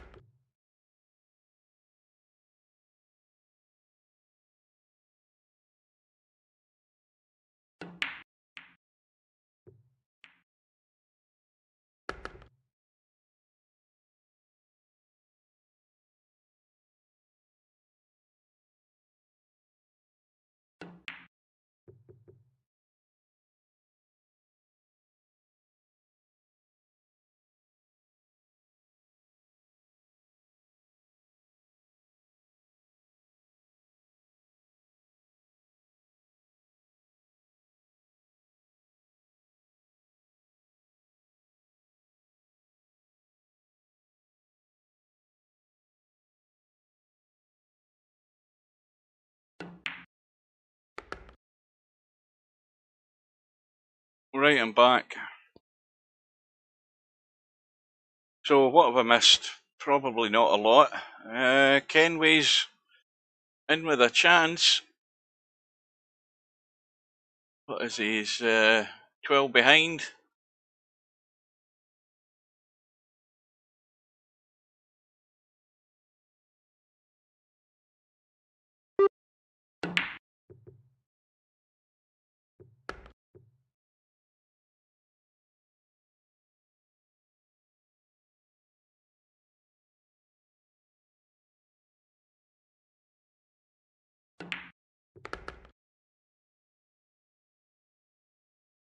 No, all you need to do is stick with Tam. Just add gentle breeze before it. Gentle breeze, Tam. All the wind's been knocked out of you at your age. You're no longer a tornado. Or I mean, if you want to be a bit braver, you could put gusty Tam. Gentle breeze is a more wimpy name, but gusty Tam suggests that you occasionally blow a bit.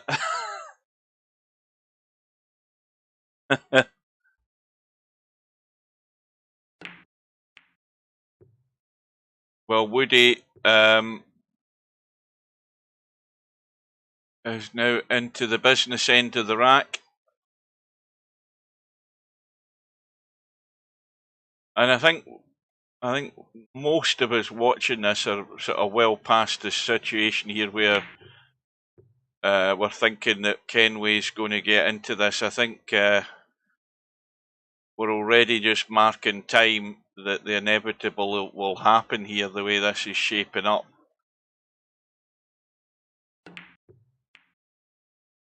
You know, Woody's going to eventually get the job done. Tam the puff of wind.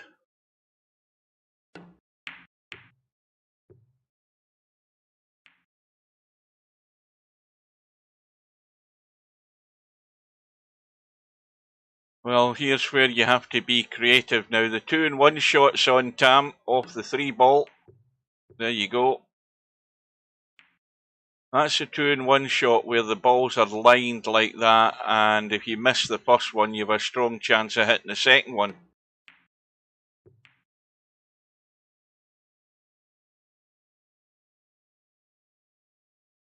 Now, this 1 ball is tracking 3 rails. He hasn't hit that anywhere near hard enough. Again, he should have thought about that a wee bit more, but he can actually work the 5 to the 3.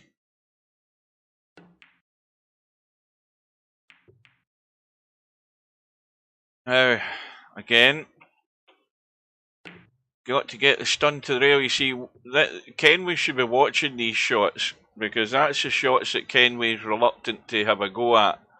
And that's what's stifling his game.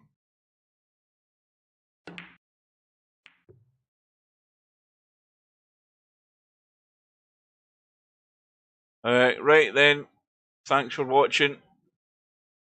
Keep your eye out in the schedule, because I'm going to have a look and see what Fast Eddie has proposed, more than likely for tomorrow, and see whether that's acceptable. Well, Woody has lost all his points, which I've just missed there, because he's lost the count there, or he's potted an extra ball. I don't know what happened. I was reading the chat, and in fact, I couldn't. He had quite a few caroms there, didn't he? And he's lost them all back to 74.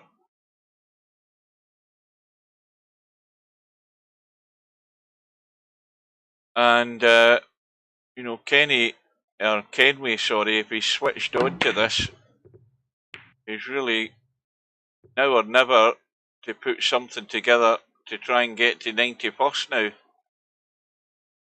Still a bit of a tall order for him.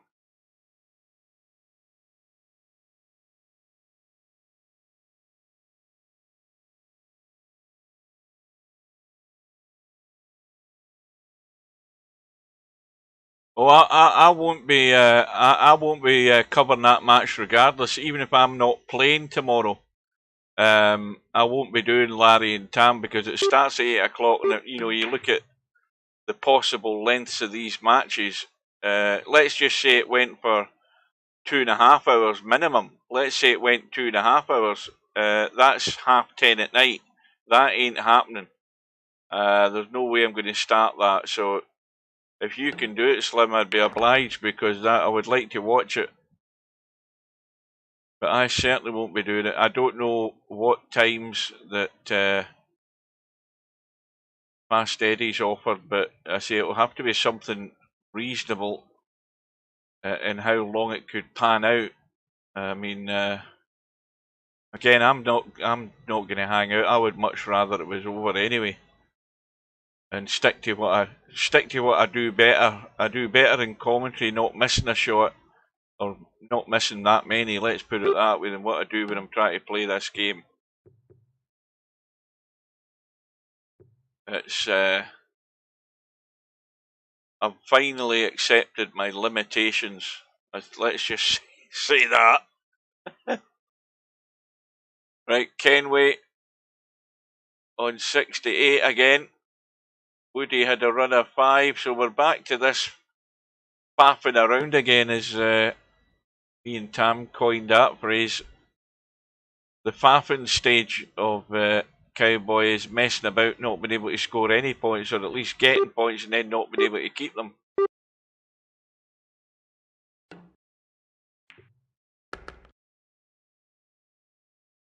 Again, this has to be a big stun. He won't be going to a rail, he'll just be trying to bang it to the stun, to the one with the stun, I should say. That was hard to say that, by the way. Bang it to the one with the stun. Well, he's caught the back end of the one. 5 balls going in, or 3 balls going in. If it was a 3, was it a 5? 5 ball.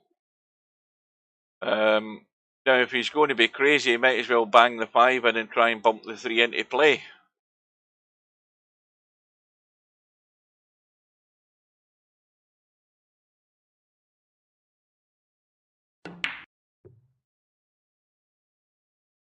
Well, that was a straightforward pot in the 1, and I think he was actually trying to. It looked as if he was trying to carom the 5.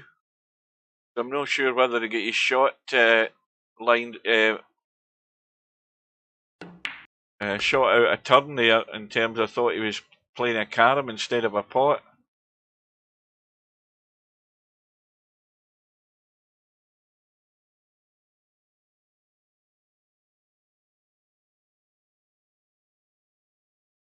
But I think, how long's this match started? It started at 7 o'clock, so that's an hour and a quarter for 1 2/3 of a rack, so to speak.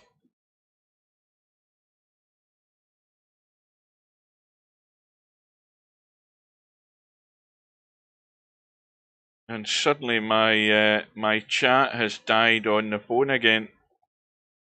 The last line of chat that appears on my phone is where Larry says he froze the cue ball for some reason. I don't know what happens with that YouTube app. I think the app's bugged. The chat seems to die at a certain point.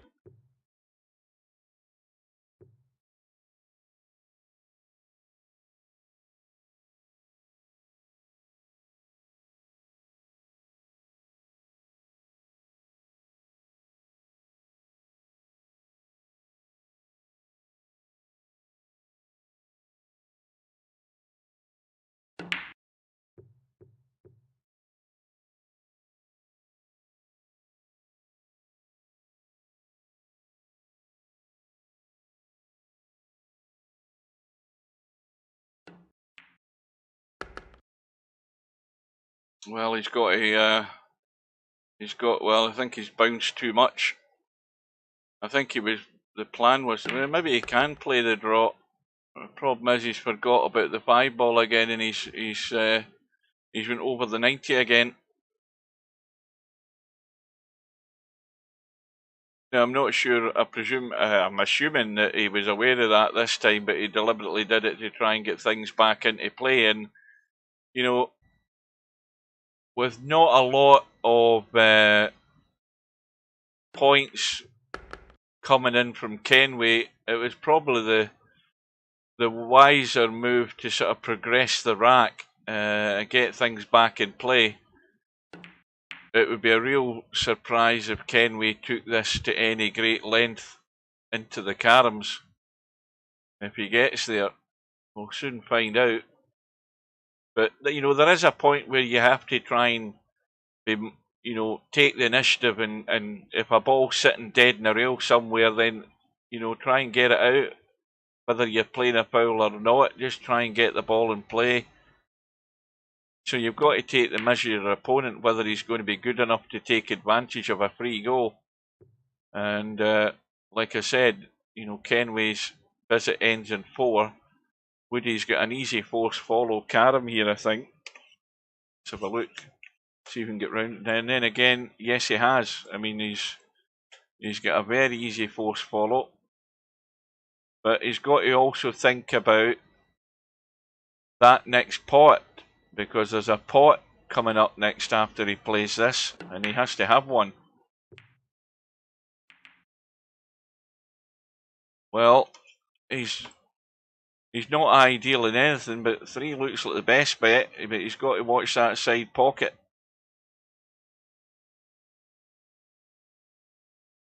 He's going to be awkward over the 5 for the 1. He's overcut the 1 because of it. I just get the sense that Woody just wants to. He's just desperate to get this thing moving quickly and get it done. But you know the old saying: the more hurry, the less speed. I think he just needs to be a wee bit more patient, and he'll get into the caroms, and he'll get on a little roll, and he'll take this second rack out of the touch of Kenway.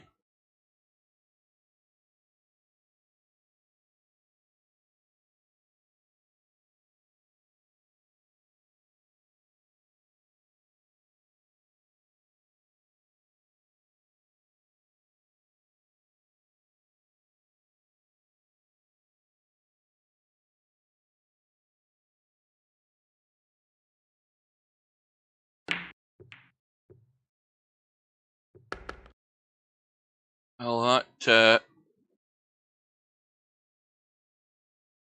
will help Woody. He could easily play the 1 to the 3, but the 5 ball, I forgot he was back on 85. The 5 ball takes him sweetly on to 90, so now he can start on that road. Now, where's the 1 ball going? He doesn't want it to go to the side pocket. Is he going to be playing the stun to the 1? Because then the 5 ball's running loose. 2 ball can come off the 1 loose as well. He's certainly not got the force follow on. He's trying to spin. He's contemplating trying to go the opposite side of that 5 to spin to the 3 there for a second, I think. But he could also cut the. Well, I'm not sure what he did there, but he could have cut that 1. It wouldn't have potted, and he could have went to the rail and come out and bumped to 5.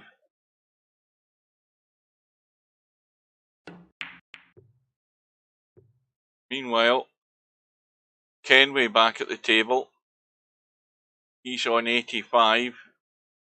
He pots the 5 for 90. Doesn't look as if he's going to hit anything else. So he should be safe doing it. Although he scratched the cue ball again.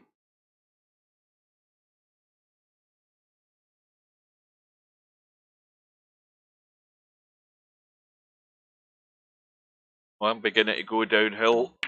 It's 20 past 8 and the old yawning's kicked in. The eyes are getting heavy and well, hopefully it's going to be an early-ish night. Of course, I've still got no work tomorrow, but I need to catch up with a number of hours sleep that I really didn't get a lot of last night. Right, so Woody, oh, that's just finished awkward. He could easily kick into the 2 of them. He's trying to catch the edge and spin to the back of the 3, but I think it's far easier going to the right or the left and bumping this. He's going to go a couple of rails, and that looks a good line if it's got the legs. If it's got the legs, and well, that's very nicely done. And these are all little bonus caroms. Play the 3, get the double bump to the 6, the 5, sorry. Why am I saying the 6? Now, he doesn't want to trifle with the 1 ball this time to get to the 5 and 3. I think he can still catch the edge of this. Oh, did he get it running? Yes, he has. So now he can get really. Oh, he's too close. He's way too close to this, but he's going to try and spin it. Oh, that'll work. He get the little double kiss, and he's on to 99. And now the problem is making sure he sees the 1, and he can't. He's got the carom for 100, and now he risks losing these points. So he's got to kick the 1, make sure he hits it. Whatever he does, now he can come off the back of this 1 if he goes this way. I think he's got to try and get to the rail. I don't think he can get it though. This could end up a lot of hard work for nothing. But he's got the hit. And that was the most important thing he had to do there, was get a legal hit. So now he's just waiting on that chance.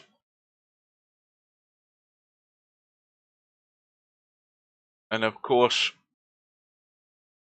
Kenway has to try and protect the 1, but I don't think he's really got much of a notion for doing that, although he's now in 89. And he's got to watch that 5 on the side. And watch the cue ball. He's caught the 1/2 ball and it heads south again. Well, a ball in hand outshot for Woody. So this is just take as much of the 1 ball that you think you need to get the line. And he's short. Got it too thin. And that was a very good opportunity there. You should really, from ball in hand, when you've got a ball like that, you should always be looking to get out 9 times out of 10. And the 1 ball's not exactly sitting great for his next opportunity. Now, Kenway could try and get dirty here. He could try getting in behind that 3. You know, desperate times call for desperate measures. He can try and get this cue ball put away. But all he's ended up doing is giving Woody opportunities. Admittedly, no, in fact, he actually got the pot there. He got the pot. I never even noticed that ball going in. I was too busy looking at the 1 ball.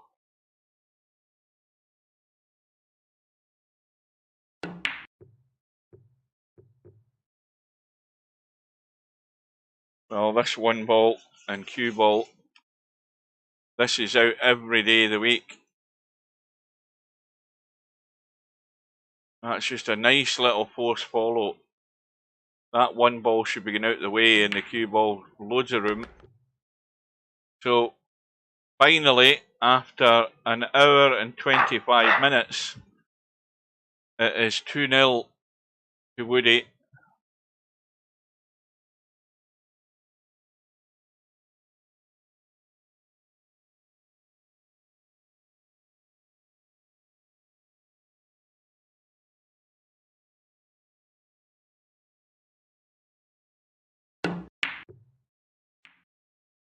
He's playing the old draw break shot. You know, that's certainly more guarantee of getting a point. You know, if your eyes are, and you know, if you're like me and your eye, you know, that's maybe what I should have done last night rather than actually try to pot the ball in the break, is actually just play the draw. I think Woody's showing a wee bit of sign of wear and tear there as well. Not getting the ball to the hole.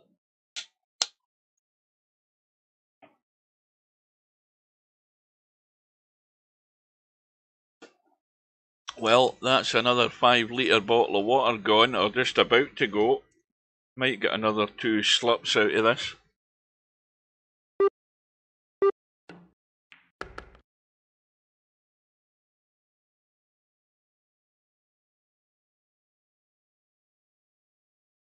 And that is it, definitely gone. Down to my last one again. Gonna have to go and buy some more. Only 5 litres left.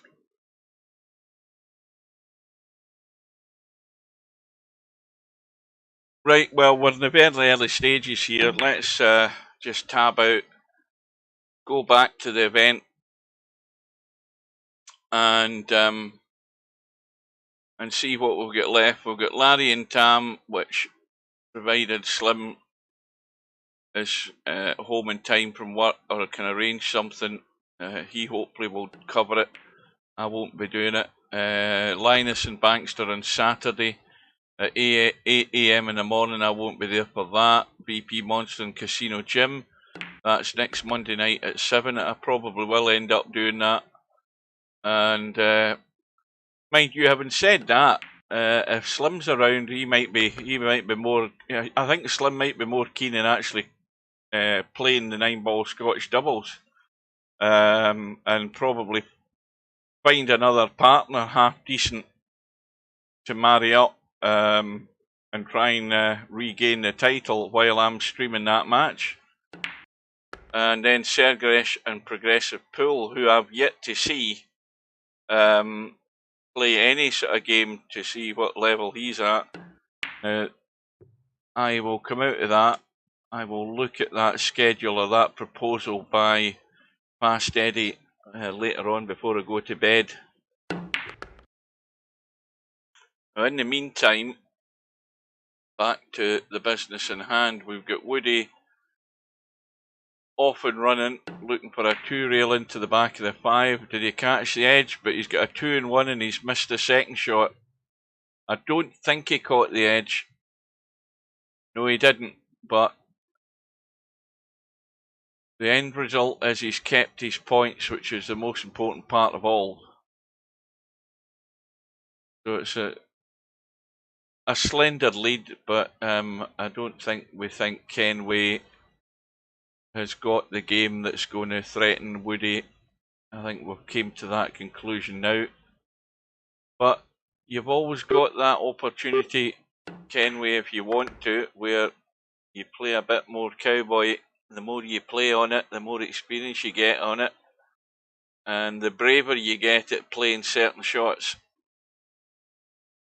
that aren't in your armoury at the moment that you really need to get for cowboy. Well, the old VP4 escape route's on here, the draw from the 5 to the 3. He's played the 5-1, that'll work, but the 5 now awkward. And this is very risky.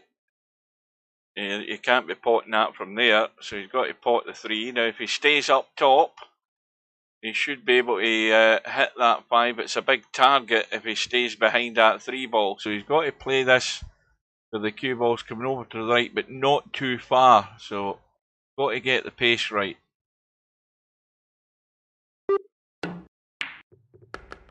Now, that ain't it. You see, he's holding the cue ball. He needed to use the angle and get the cue ball to come over that way, so that he's got a sort of either force follow, or if he goes further over this way, he can just run to the 5, maybe bump the rail in the ball. So you've got to see those shots. You've got to see what makes your life simple, as you would do in every game. But probably more important for your prospects of running contributions, you've got to look at how to improve your prospects each visit you have at the table.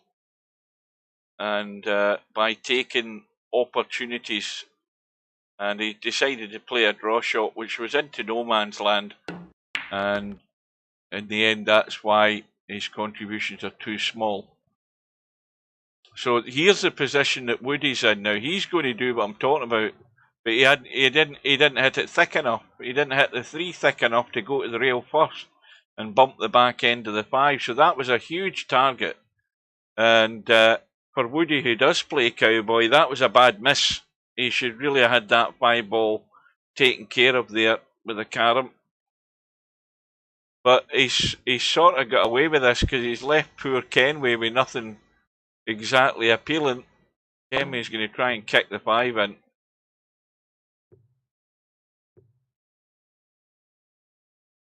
So now, you know, this is what you like as an easy starter. You can play a 2-in-1 shot, play the carom as well as the pot, and you'll leave yourself an open table.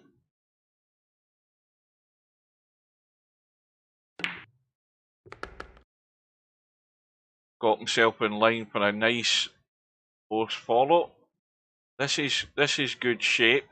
So the 5 is going to bank up the table. He's actually hit that a lot harder than I thought he needed to, which is why the 5 ball is now sort of isolated in the middle of the table. I mean, the straight pot is on, but he's got to look at what's the best option for having a follow-up shot. Now, it would be coming across to near the 1 ball.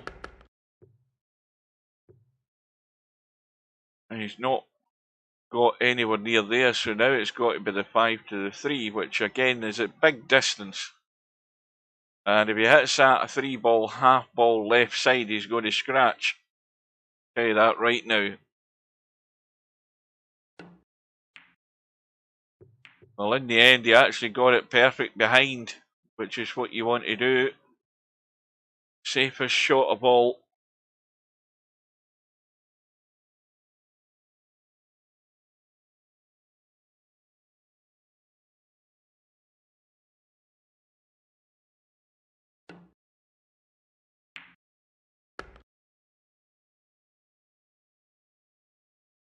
Everything's just a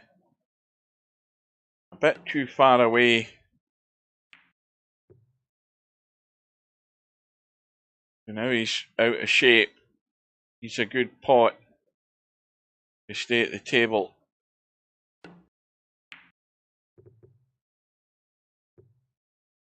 Run ends in 18, but he's building up a little lead. You know, those numbers will eventually come. He'll get another little visit, get another few points on the board.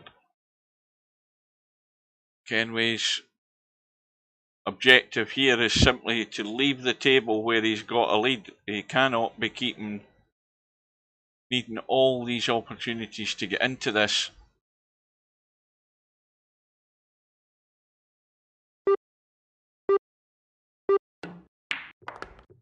It's difficult for players who are, you know, a lot more familiar either playing 8 ball, 10 ball or 9 ball. It's on the 9-foot table, of course. It's a big ask for somebody who probably never really goes near cowboy, let alone on a 10-foot table, especially with the pot and the carom phasing that you have to play. So that's like been thrown at it, you know, thrown right in at the deep end. in a game that you're nowhere near familiar with. Might get second prize.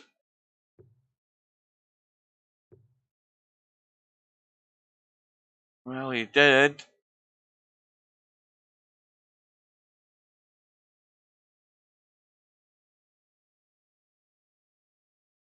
Well, there's a 3-5 carom waiting for him, as long as he plays the right shot to hold this cue ball here.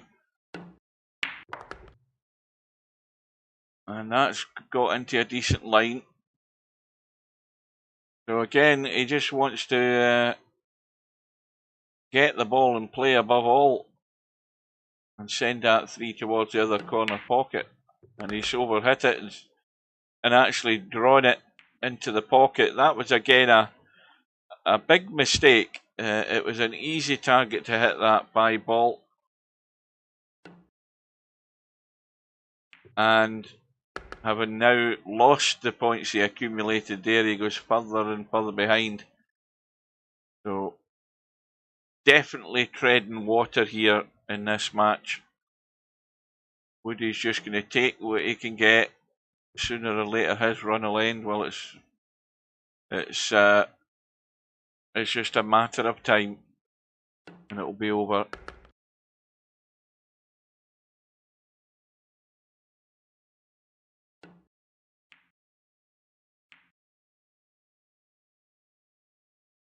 Well, 3 ball is going to spot, so you've got to go over the right side. Keep going, keep going, keep going. And the force follow is simple.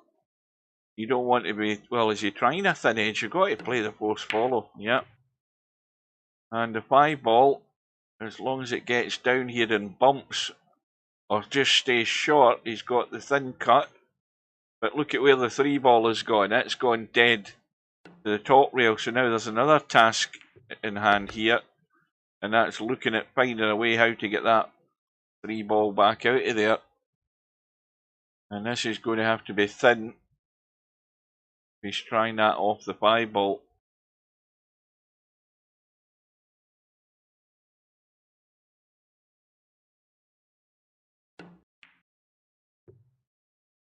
Well, it was thin. But the lead is healthy. It's 51 points. So we'll go through the same routine again. Kenway will have a shot. He might pot the 5. He might not be sitting anywhere near good for a half-decent carom. Now, I think if he stunned us in a bit, he would stay there or thereabouts towards the 5 spot. And then he could possibly then play the 5-1 carom. Well, he's just played it plain ball. But he does have a force follow set up. Just got to pick that line up.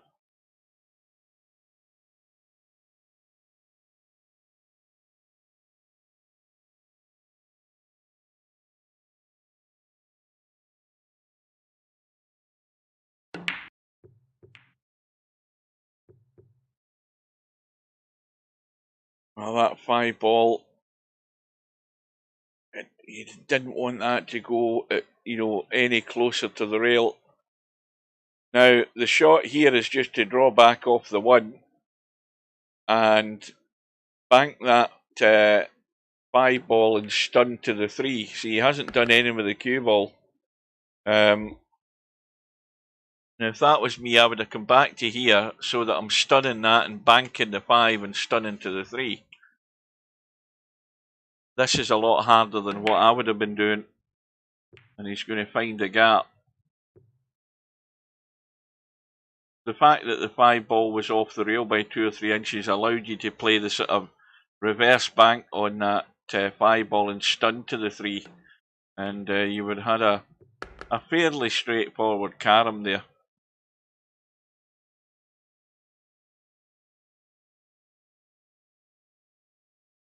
Well, Woody's going to have to go 2 rails. It's not a difficult carom. He's going the other route. And he's got it.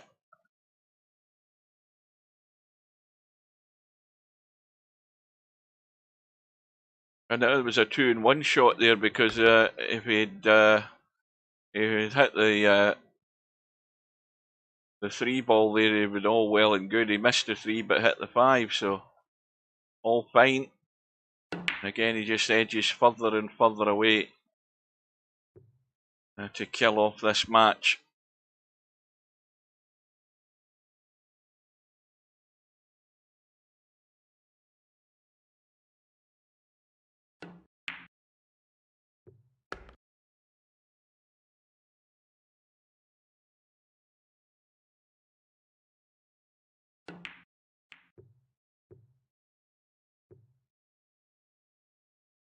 Well, easy carom to follow, just drop the 3 in.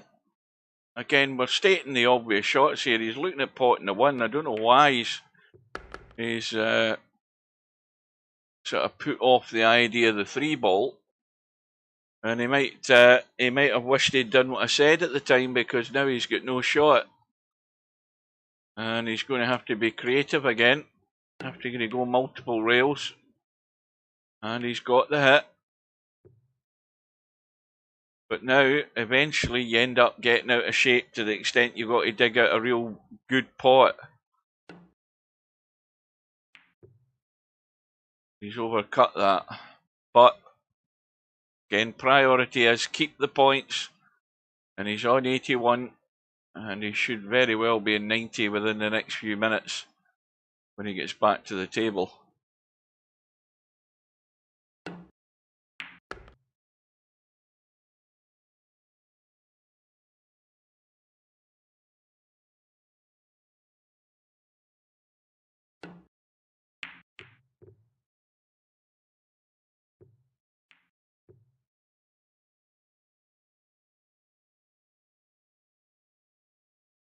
I think he's got to be gentle as he can on this 5 ball. I don't know what the line's like, but he wants to be there or thereabouts to be able to play the 5-3. So look. Now he's got a lot more angle on it when you get down to it.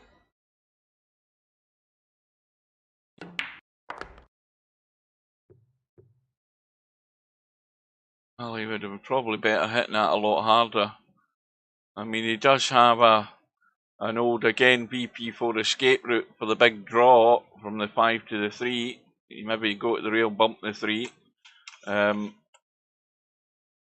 He's trying to draw from the 1 to the 3, and the 1's got in the way. It was definitely going to hit, but you've obviously got to get that 1 ball out of the way a lot quicker. So the run ends in 11. And by this, or by the end of this visit, Woody should be into the caroms. He's on 88 and with an open table, so he can comfortably play this 1 ball pot. And if he hits one of the other balls, that will take him to level 90 anyway. And I think he's sitting pretty good in the 3.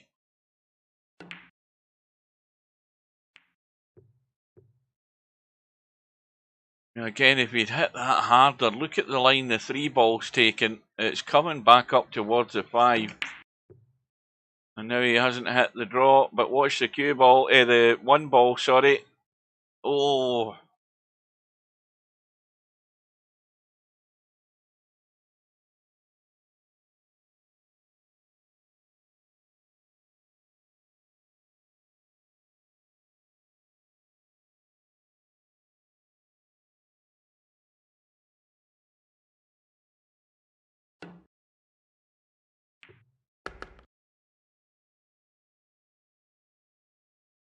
Well, again, at this distance, is it comfortable to hit this thin rather than the force follow?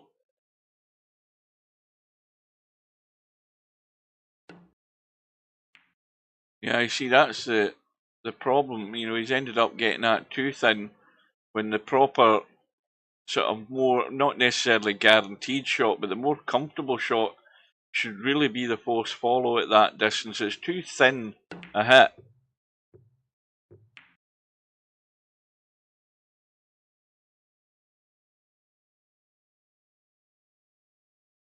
But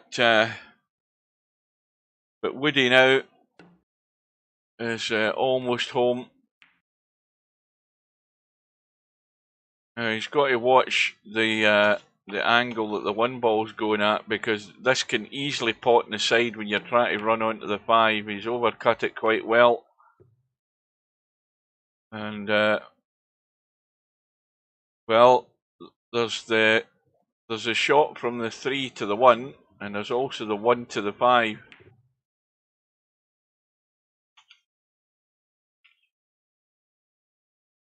This is dangerous.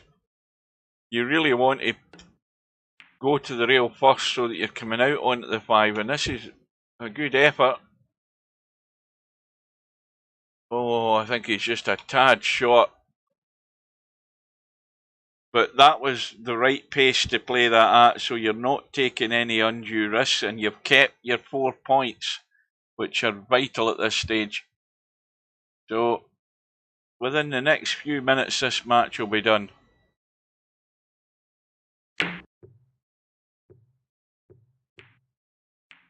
Oh, got the stun and the spin working.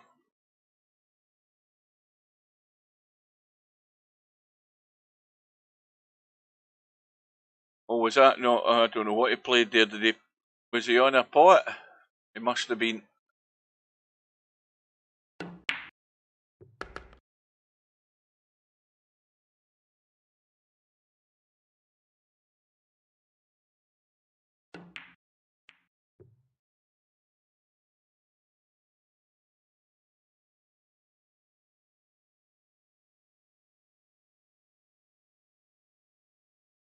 Well, this looks. Got to watch that 3 ball into the side pocket here, and I think that's why he's reluctant to play it. Let's have a look. No, I think he's fine. I think he can play this nice and soft off the edge of the 3 and bump that 5. Now, why the hell is he potting the 3? That's the bit that's puzzled me there. Why was Woody scared of playing the 5 to the 3? Because that wasn't a difficult shot.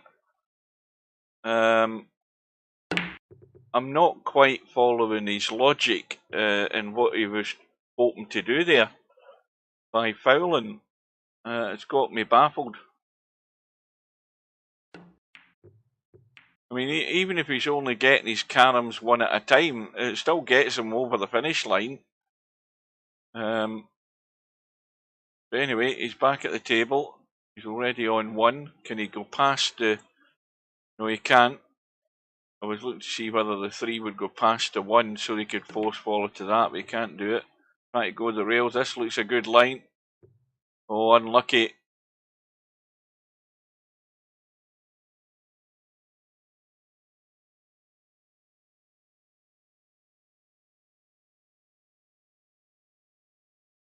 So Woody, 96. Kenway too far back. Again, he's going to go the big bang stunt, or is he playing the pot? Got to play the pot to get started. Doesn't have to, but it's the easiest option. Yeah, he was trying, unnecessary acrobatics. He was trying there. That's what I call that. Now Woody's got a similar shot. Can he bump that? I don't know that he can. To try and get the 5 away from. Well, he can get the 5 off the rail and out where it wasn't catching the 1. Gets the force follow carom, and he's also got likewise something probably similar from the 5 to the 3. That's worked as well, but the 3 ball's now getting into that dangerous territory now. I think he's looking at this 5 ball line. He's going for the draw. He's bottom and right. Well, he's going direct. Always the danger of the scratch doing it that way, though. You see, the safest shot was to pick a line off that 5 ball where you're drawn back to the rail with bottom right English. As soon as you've got the bottom right English on it, it fizzes off the rail and goes that way. He might not have got there, but the way he done it was to go direct, and you're always going to come off that ball at that and probably scratch.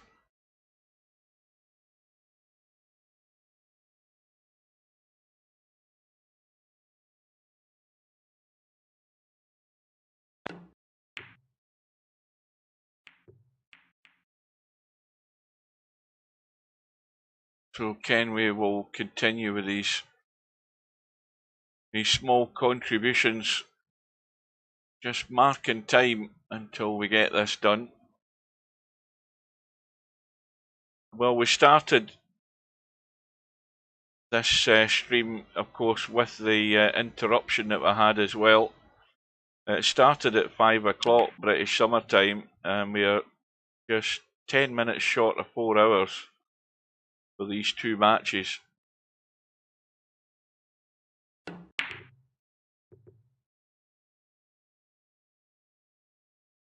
And we'll have a look and see who Woody's lined up to play. Might be waiting on somebody coming through from the winner's side. We'll see how that shapes up after we're done. And of course, also bear in mind that the Virtual World, or the 2024 Virtual World Snooker Championship is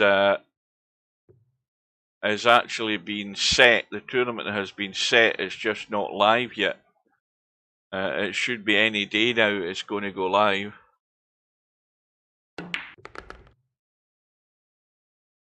Well, I don't know. I think Kenway's another one of these players where he's either on. In fact, I never even looked to see where he's from. I did earlier on. I said he had a VP5 thing. I forgot all about that. He's listed there as from Bulgaria. So I don't think he gets online an awful lot. I've seen the name, but I've never really, it's not a new name to me, put it that way, but I've not really seen him that regular online.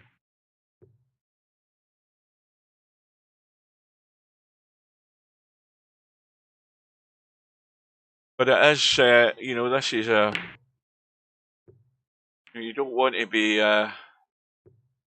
you never want to be a rookie at any game and have to learn the hard way in the middle of a tournament, but maybe for a few of these players it is, and maybe Kenway's one of them.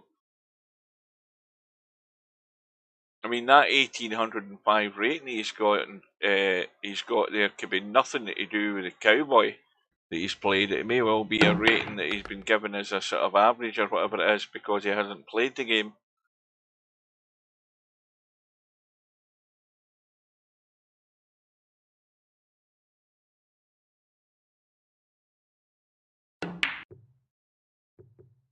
Oh, that did everything but brush that 3 ball, I think. And Woody comes to the table. He's looking at the draw to the... Going to miss it again. Draw into that 3 ball. This just prolongs the agony for us. We're all hoping and praying this is going to finish soon enough. Probably me more than most.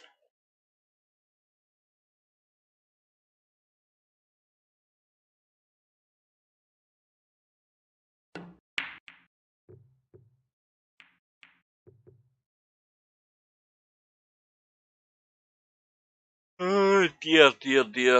I'm really tired. The old sleep wall's been hit big time.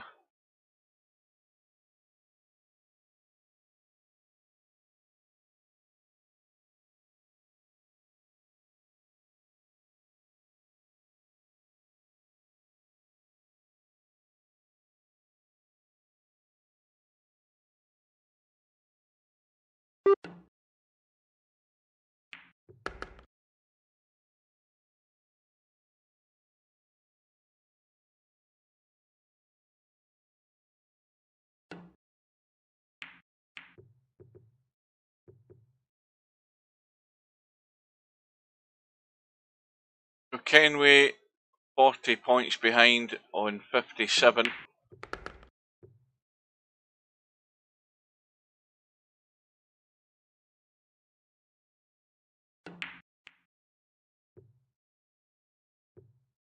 Well, he's got to watch that side pocket with this 5, but I don't think he's going to be that crazy. Just roll this in and pot it.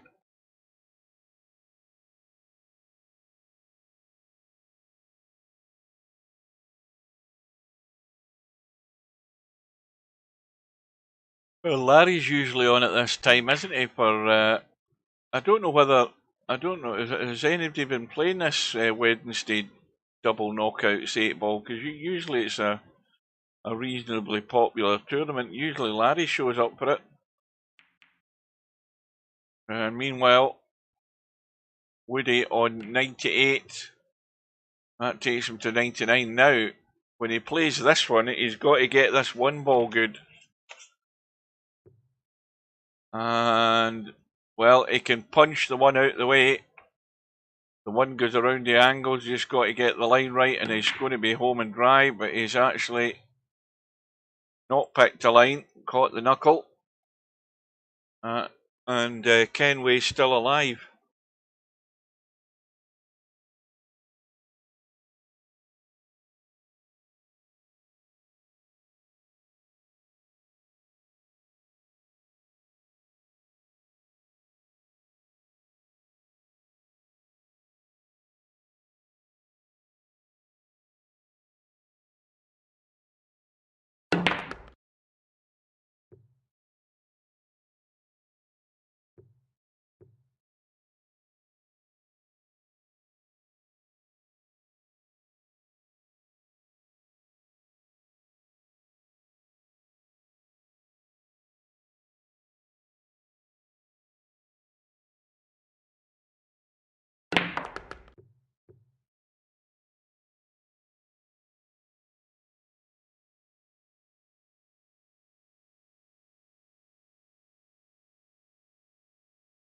£30 in it.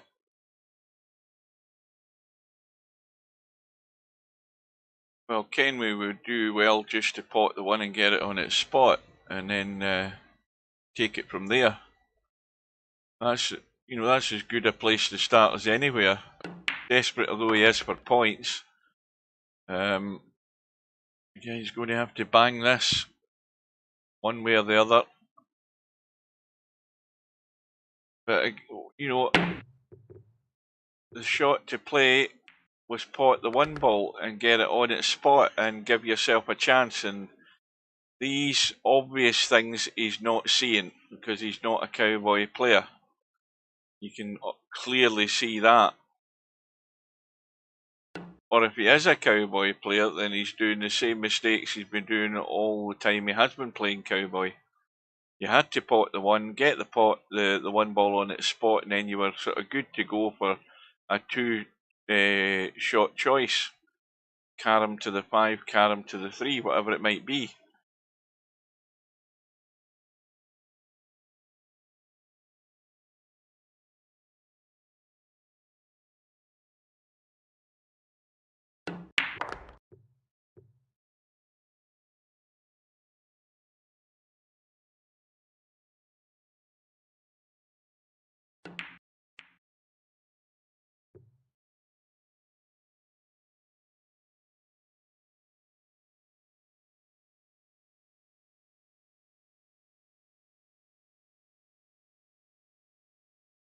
So Woody waiting on his chance. The one ball's not sitting too badly. So if this cue ball is anywhere up the table, and this is another one where Woody has to stun the one in, the cue ball in off the one. And, these are, well, again, he didn't stun it. He didn't, you've got to hit that a sharp stun to get that cue ball to hold the line. He's not hitting it enough there. Got to play a fair bit more powerful stun for it to work. But again, he set the cue ball, the one ball up at the other end of the table, and again, it's not bad. Although Kenway, I would think, is going to give it a nudge for this carom, and ends up potting it. It gives him the bonus point. The 3 ball goes in as well. And he's now going to have to dig out a pot to stay at the table, so the visit may well end up being short and sweet again. It's a question of whether Kenway's going to try his best to... You can't really protect the one ball a great deal where it's sat right now. I mean, he can move it to somewhere where it's a lot, you know, a lot more difficult. But I don't know that he's thinking along those lines at all. He's trying to stay at the table, and he should really be trying to duck away and hide that one ball, or hide the cue ball from the one ball. Not easy to do in a table where there's only 3 balls. So again, Woody's going to have a go at the outshot. Now this is how thick you hit the one ball. That's exactly what this shot is. It's how thick you hit the one ball. And again, struggling in the outshot. Well, maybe if he just slowed up a bit and set himself a wee bit better for the outshot, rather than just sort of, you know, been desperate to get it done. All in the preparation. Set yourself up. Give yourself the best chance of getting it out. Well, this one's certainly not easier, but that one ball can go out the way. It's going to bank up the table. Cue ball going forward. And is it going to catch? Yes, it is it? Yes, it is. And finally,